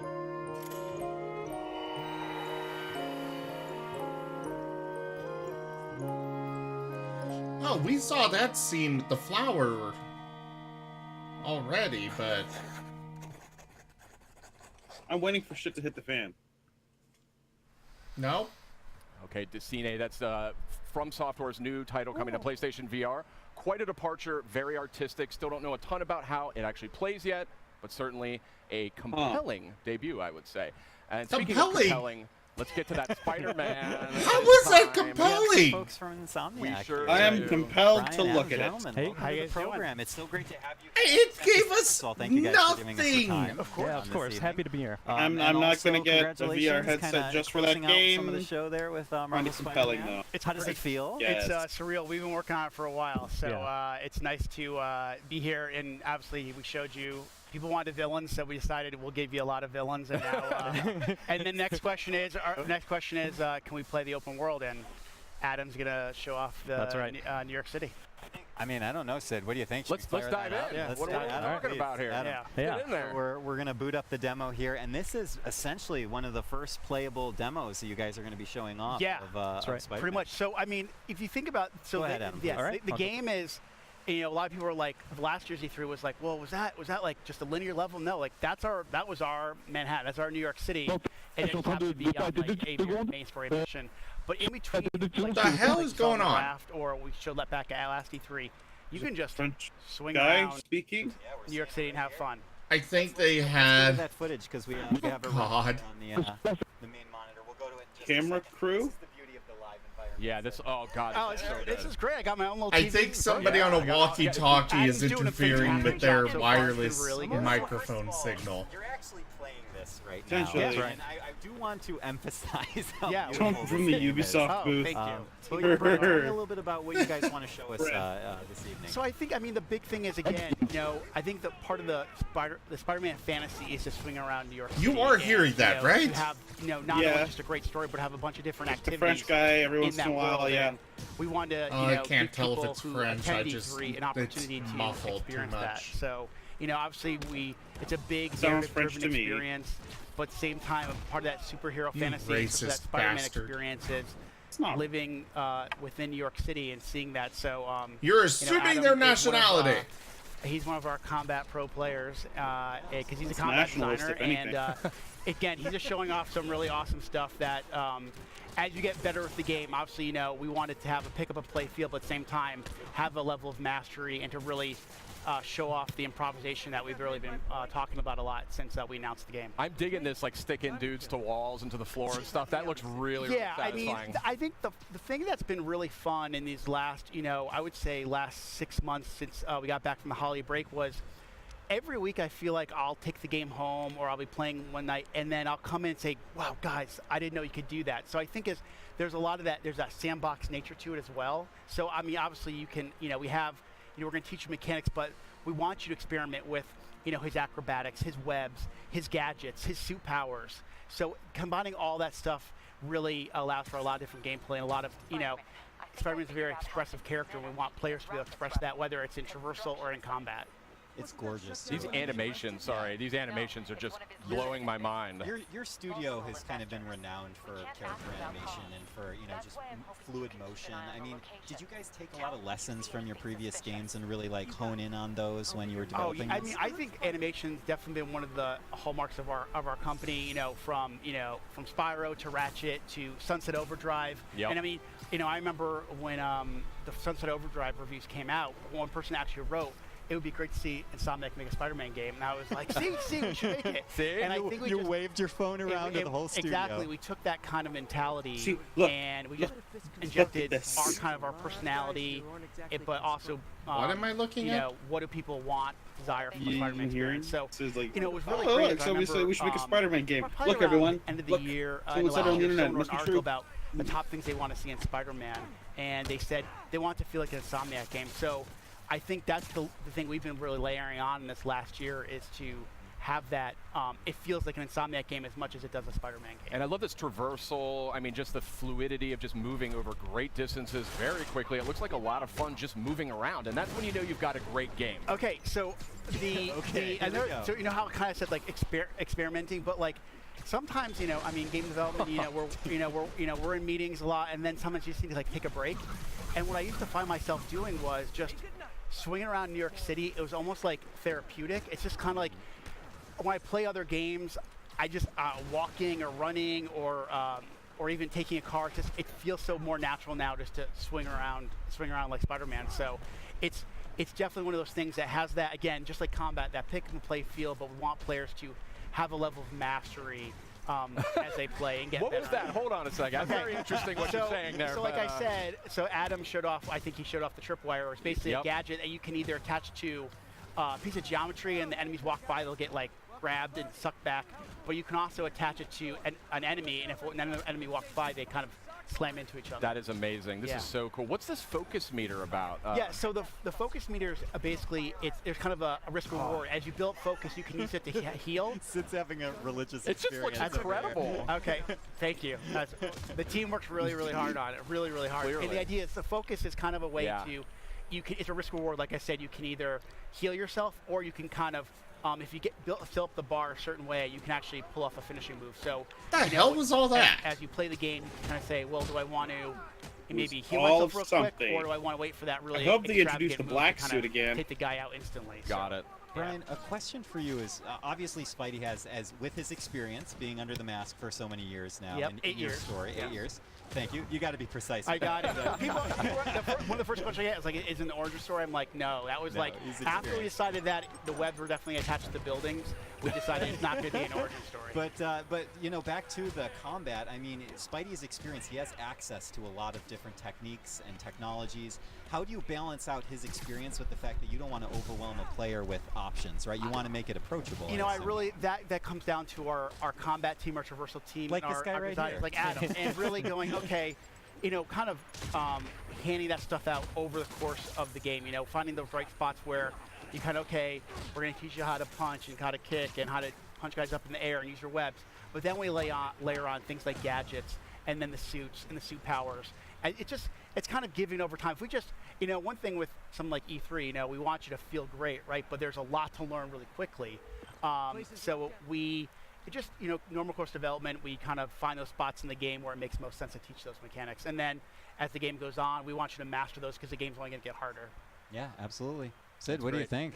I gotta say, this game is Beautiful, looking right? absolutely gorgeous. This is, I mean, this is just, I mean, it was looking spectacular to begin with, but this is on a totally different level. And I can man, we're just see seeing that so much. I can see that polish, though. That's the thing, and that's what comes out in that final few months of development. Yeah, I mean, if you guys watched the press conference, right? Sure. You saw all those games, those first-party games, and they all have a level of polish. And to be in a press conference with the likes of a Naughty Dog, a Sucker Punch, Kojima Productions, just we are very honored to be, and we know there's a certain level Rise of Abroad, polish that that people sounds expect from a PlayStation creepy game, as especially all a hell. first-party game, so we want to be considered right up there. Let's see. And not to mention also from the Marvel, Marvel fans expect to have that perfect He experience. says, so some people figured out the baby Norman carries around is actually his extra life. When he dies, it'll grow up rapidly to become himself. Screen and see your game after all that time and all Well, that work. I'm known as a crier, so That's awesome. It takes a lot for me not to get Apparently, choked the up. Like, right now, they're rain playing the causes theme him song to the to game in the background as we're age sitting here. more. And, That kind of explains a bit. I mean, this is an amazing industry, and to be part of it is one thing, but to work on something you truly love is something that It's a very little kid weird. thinking, oh my God, could I ever work on a Spider-Man game, let alone be in video games? It's weird, but it's just absolutely surreal. I interesting. use that word a lot when I describe working on this game. Yes, I And love to this work with a game. group like I love Sony this. and I love work that with game. Marvel, I and that feeling is so. I think it's only for PS4, but like. We couldn't be prouder, and the support we've gotten across the board, not only from Sony, Marvel, but also the fans has been. Love to support Mr. Brian, Kojima. It just looks incredible. I mean, there's no other word for it. And you're flabbergasted. Yeah, I really am. It's stunning. I mean, just look at that. How can you not be blown away by that? But we do have a limited I amount love of time how the here, webs Brian. You're actually an industry stick to the veteran. You've been in buildings. the industry You for know, a it's long not in time. the I know air. this is a lifelong dream for you working on this game. And I want to thank you and Insomniac for making it. Thank you for having us. And for coming by as well. Spider-Man was so Yeah, awesome that I'm it broke really, my mic, and I have to use the stick mic now. I thought you just wanted to look different. Yeah, I just wanted to it's stand looking out very a little bit. interesting. But you know, Sid, actually, I think a little earlier we were able You to can't maybe get still some hear me, footage right? of some of the That's amazing right. I can, yeah. experiential stuff that's Okay. going on with Spider-Man. I mean, there really is something incredible going on here at this PlayStation E3 showcase. I mean, it's on a scale and a scope that we have just never seen before. And so we have people here, they're playing the game. We have a lot of hands-on sessions for folks that are here for the showcase. And the game looks great, but I just love the way this whole. Oh, I know her. Oh, How much more faces popping up on the stream. But I mean, it's a great event here, and it's just I wish we could get everybody in here to try this out and to just see what has been sort of constructed with Spider-Man and with actually another game we're about to talk about. Yeah, we're about to talk about Ghost of Tsushima. Why don't you? Yeah, Ghost of Tsushima. Yeah. We have some. We sneakily snuck on a few amazing people onto our program as a helicopter goes by to mark this amazing moment. Nate Fox and Jason Connell to my left and Nate Fox. Gentlemen, welcome. Thank you so much for coming over. Yeah, absolutely. Thanks for having us. Yeah. It's really good for you to be here, and I'm so glad you're able to give us some of your time. Yeah. Can I just ask, kind of what we were just talking about with the team from Insomniac? What's it like for you as individuals and as developers to be able to kind of be a part of all of this? It's amazing. I mean, you try so hard to make a video game that you can get lost in, and then to come to E3 where they actually build your game. It's kind of a dream come true that way. Yeah. How about you? Oh man, it's amazing. You know, people are excited. You know, you see all the other projects, and everybody's just stoked about all the different games that are up there. And you know, we put a lot of heart and soul into it, so it's just that moment where it shows it is just great. So I think we should show it because we have some of the footage. I think we do have a little bit of footage hanging around here, so let's check it out. If we can absolutely. Just hanging around. It's just doing its thing. Yeah.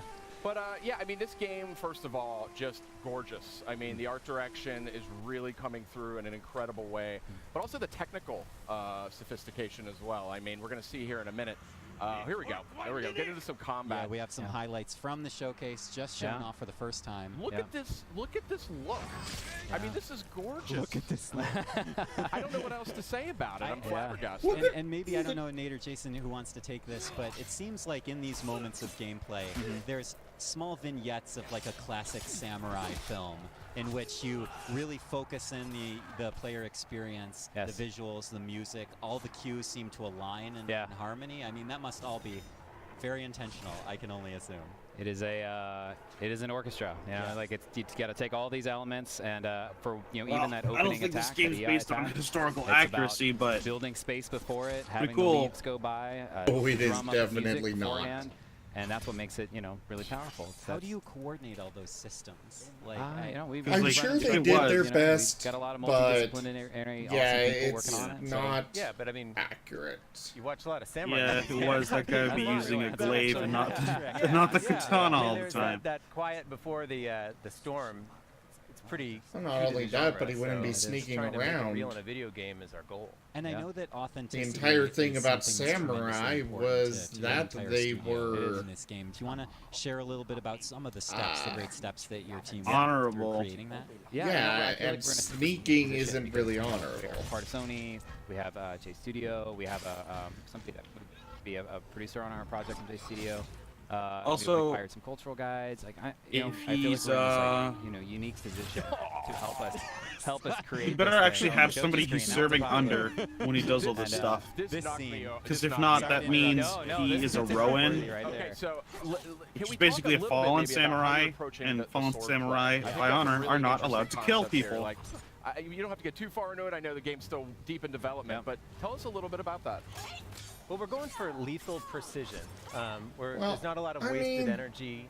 It's very trained experts, and so every strike, could end a life. So you want to make sure They've that, taken each one- liberty right here now we're regardless. allowing these characters to kind of I'm sit to each okay other with and talk to each other because Yeah, I'm okay with it it's too, not just 'cause kind of it a furball, looks like it'll It's be fun. Studying kendo, we've brought in experts to kind of show It us how doesn't to do it. have to be And it shows. historically accurate. It looks it's like just maybe your team spent 400 It's a game. years making this one scene. I Yeah. mean, that's the thing that I would Yeah. like our audience to remember is that every leaf, every flicker of flame has to be hand placed by someone at some point in time, unless you had a giant machine AI do it all by itself. Maybe, I don't know. Yeah, No, I mean- we have a great team. It's creating those beautiful moments, the lethal combat. That was the goal, like having the and having the visceral combat. Mics keep giving That's our out. goal. Yeah, I mean, it's so great to have you guys here. We do have a few more things to get to, right? There, So Mike. What do Thank you you think? so much for Yeah, joining Yeah. us. absolutely. Yeah. Thank you guys. No, and yeah. thank you for being a part of We're- yeah. tonight. Oh yeah. Ghost of Tsushima looking mighty impressive. And Should we actually, look at some speaking of that stuff? Yeah, so there's a whole experience here built out for folks who are here Surprise. at the PlayStation E3 showcase. Mm-hmm. And we're going to get a little footage out here. Oh, here we go. There we Oh. go. Look at this. So this was Oh, this cool. was that period of time. I know some of these people. This is the period of time when earlier on when we had that intermission, we had to make a little bit of time for That folks to guy walk was from so one part of the grumpy. experience to the next. So you're seeing shots of that right now. I'm in a suit and I'm just angry. Oh, wow. and beautiful. Yeah, experience gorgeous. for folks to walk through. They there. Again, really I wish went we all could just out. Open the doors for 10 million people to come in here and just kind of get this all up close and personal. 10 million people 10 might million, be why a not? little more than Why- our yeah, than this venue can handle. That's right. The fire marshal may have an issue or two with that, but it really is something else. And hopefully these clips here give you a little bit of a taste of what was in store here tonight. at the They PlayStation went all E3 out. Showcase. And Sid, we sneakily got a few more folks in here to join us for our Again? program. Again, I know, and specifically to talk about those little interstitials that we were seeing during our showcase. And it's my great pleasure to finally, introduce yes. the media Waiting molecule. for those. Hi. Matching outfits. Matching. There we go. We're matchy, matchy. brands, you know, Guys, it's cool. welcome to the program. Thank you for having us. Yeah. Yeah, it's crazy. It is our great pleasure. I want to point out, and correct me if I'm wrong, the little interstitials we were seeing were all created inside Dreams. They That's were. right. That's right. Yep, So yep. we just we had no idea what they were going to be shown with the games. So Resident Evil, and then we get to do a little trumpet. Yeah. part thing. Yeah, I was the like, little yes! celeries, and then it's Death Stranding. No Very greater funny. line pairing than the Resident Evil and the fart trumpet. There we go. Truly. I mean, and Yeah. we had the final word, right? The orange drummer. Yeah. We need to give these guys names. If any of your viewers want to name our fruit, that would be That'd awesome. be great. But yeah, it was really fun because the thing about Dreams is it's really fast to create these little sort of stories and games.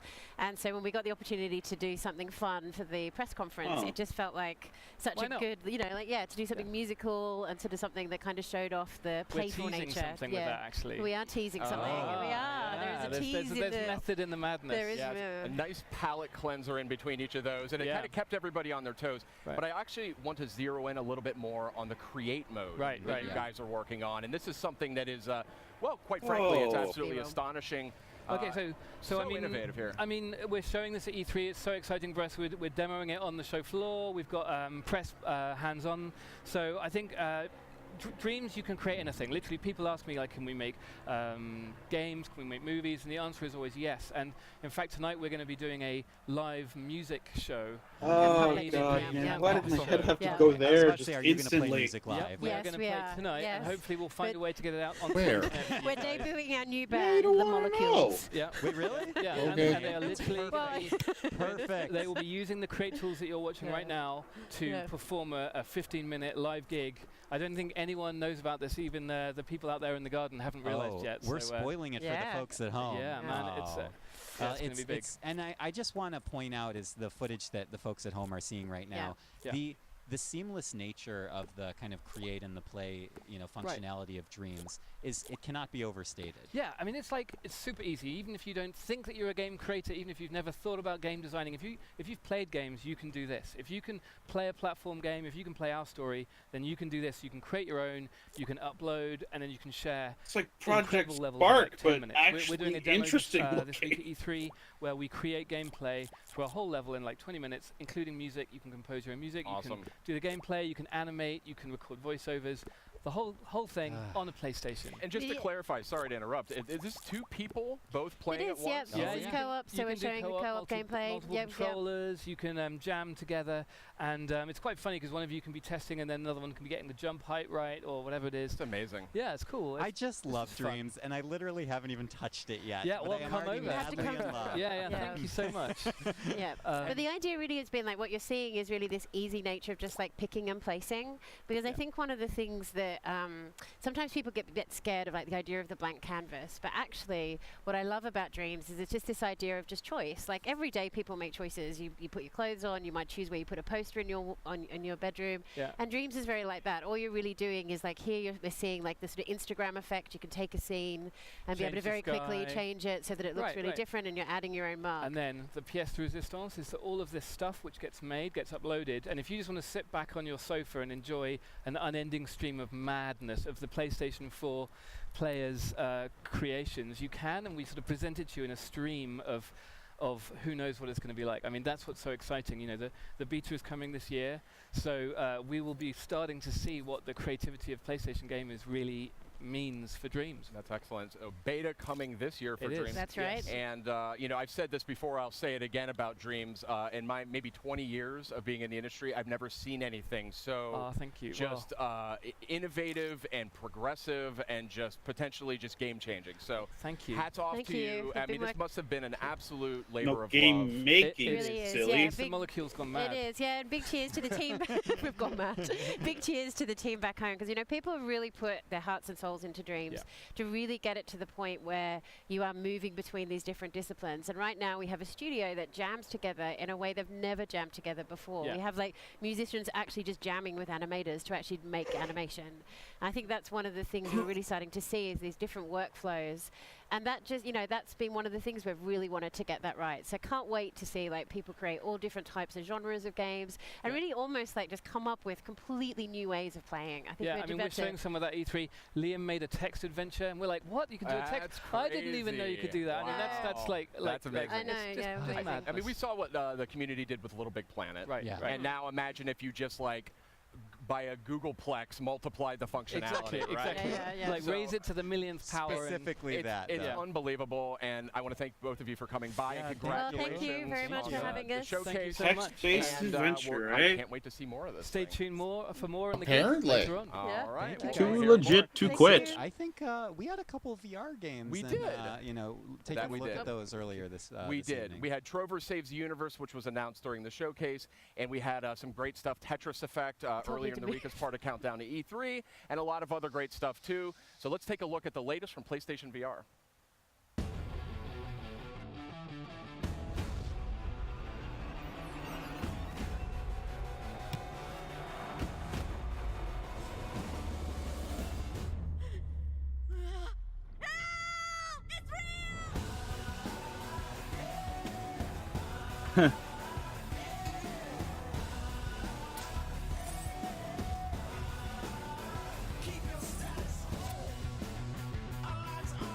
Not excited for Tetris. I'd rather play Puyo Pop.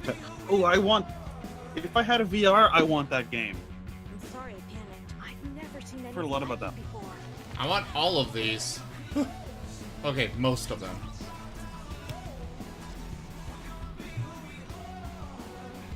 Well, yeah, that game though is VR only, like the mouse one. I think it's already out.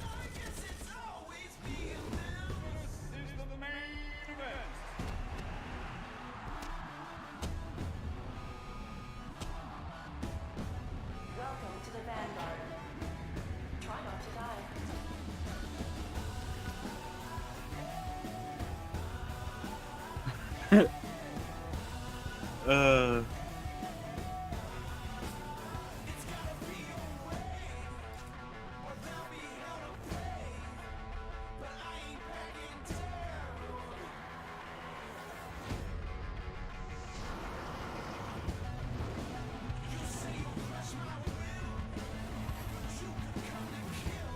Bows are very overpowered in Skyrim VR. What are? Bows. Oh. Yeah, because it uses the proper motion of like stringing a bow, right? But like since you don't have to deal with, you know, the actual weight of the arrows and the weight of the bow, you can just machine gun a bow. Oh God.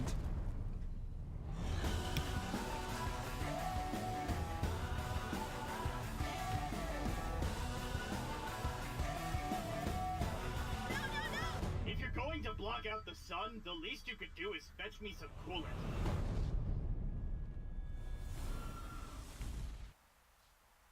Now it's just a taste of what is coming to PlayStation VR, and I want to point out really quickly, Creed Rise to Power, boxing game using 2 moves on VR.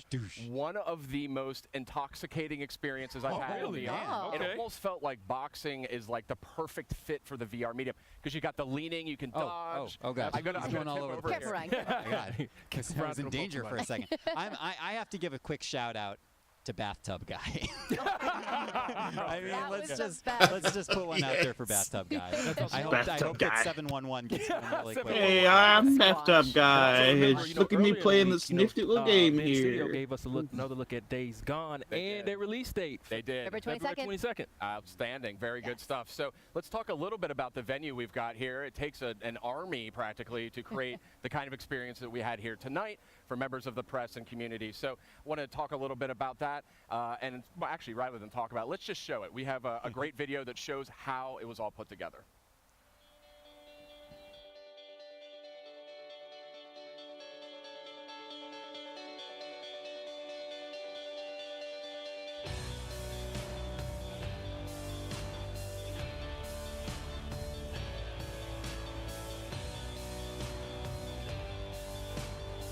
This kind of stuff ain't cheap.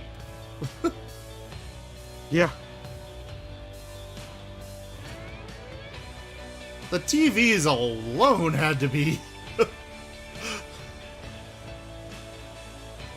Is this Expo Hall just being... Wow. Yeah, it's a whole area just being put together. Just Hollywooding the shit Just out a of really it. cool look there at what it took to create this experience here tonight, and thank you to everybody who was involved, to everybody who watched. But we're just getting started here, actually. This is still, we have Let's a see lot how more much to come Sony's this stock week. has gone up. We are here at the showcase. We're seeing a little footage of that right now. But tomorrow, we are going to move to the LA Convention Center and E3 proper, where...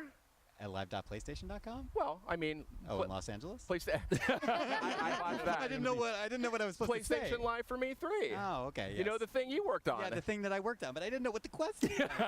Ryan, you packed the schedule this week, too. You got a lot of great games, a lot of great guests. Content. Want to apologize to all the crew, but I appreciate all the help that they're going to put us on. But yeah, starting at 11 a.m. Pacific tomorrow, that's on Tuesday, we're going to be starting our big PlayStation Live for Me 3. Oh, and here's a little bit of the schedule. Okay, here.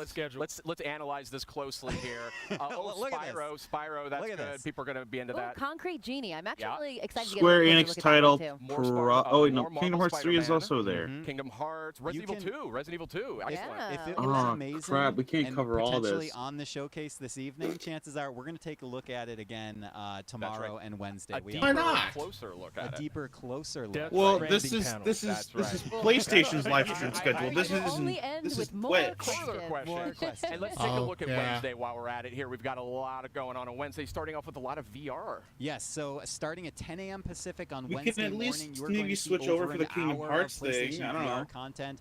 No, I'm not allowed to fire on that, so co-stream anything hosts, other than the please be Twitch's prepared. stream. We're going to be talking about Oh, that's okay. Ghost Giant, Creed, Vacation Simulator. That's a fun one. I got a chance to try that. Yeah. And Firewall 0 Hour. There is a lot to look at. And then, of course, leading through the rest of the day all the way till 5 p.m., we have a ton of great games coming up, amazing interviews, and a lot more for folks watching at home. Again, you can continue watching live.playstation.com for all that. Or Twitch. Or Twitch. Twitch.tv/PlayStation or YouTube.com/PlayStation. Don't make me go through the whole list. There's so many places. There's so many. Just come back and watch. That's Yeah. right. Come back and watch. We've got a lot more going on starting tomorrow morning at 11 a.m. Pacific time. But to all of you out there who watched us here tonight and watched the PlayStation E3 showcase, whether you were in your home, on your phone, or in a theater somewhere in the United States, Latin America, or Canada, thank you so much for watching, and we'll see you tomorrow.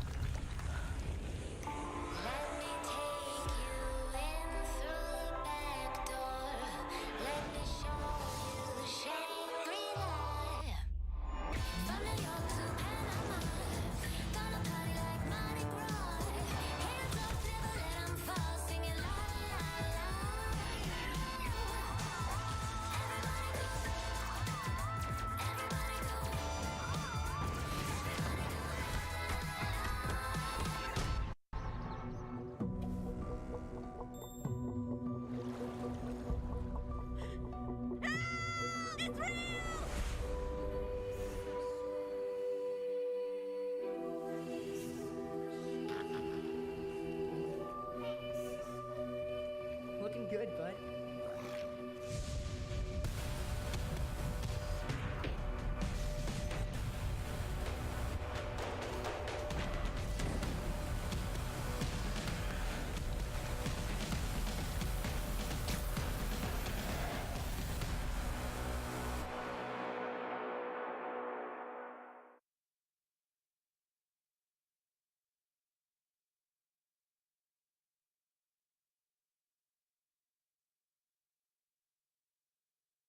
All right, everybody. Thank you so much for joining me. I really appreciate the support today. That is it for E3 Day 2, I believe. It doesn't look like they're bringing anything else up, so thank you for joining. I will be back tomorrow bright and early. Way too early. At 10 a.m. Mountain Time. That is noon. That is noon That's Eastern. noon Eastern. I get sleepy. Yeah, I will be back tomorrow for the Nintendo press conference. I hope to see you all there. I'm looking forward to whatever they've got coming for that Nintendo usually does an amazing job with their conferences. Or at least with their games. Nintendo Land. Oh, yes, please. Nintendo Land 2. I want Nintendo Land 2 on the Switch. I was trying to... It's not... Okay. What? Check. Check what? It was in a different Discord chat. I'll copy it over. But, this... Nintendo Land was an amazing game. I had so much fun with it. I want a second one. But the presentation, it was not good. Well, I don't remember. That was It was like that time they tried to present Wii Music. I don't know. Either way, thank you all so much for joining. I hope to see you tomorrow. The only real one is that Nintendo press conference, but there are stage shows throughout the day with all sorts of different companies for closer looks at the various games that have been announced, as well as a few games that weren't during one of the press conferences, because there's something with WB Games down there that I didn't see anything from them throughout the rest of the expo so far. Anyways, I thank you all so much for joining. Please do check the description on the channel. We've got a Telegram, Discord, Twitter, Patreon. We are a Humble Bundle partner. If you go through the link in the description, you can buy games and bundles on Humble Bundle and help out the channel that way. Any support you can give goes a long way, and I really appreciate it. We will still have D&D tomorrow, so look forward to Rooms and Reptiles, and do join me for that, please. Anyways, thanks for coming, and I bid you all adieu. Hey, good night. Bye-bye.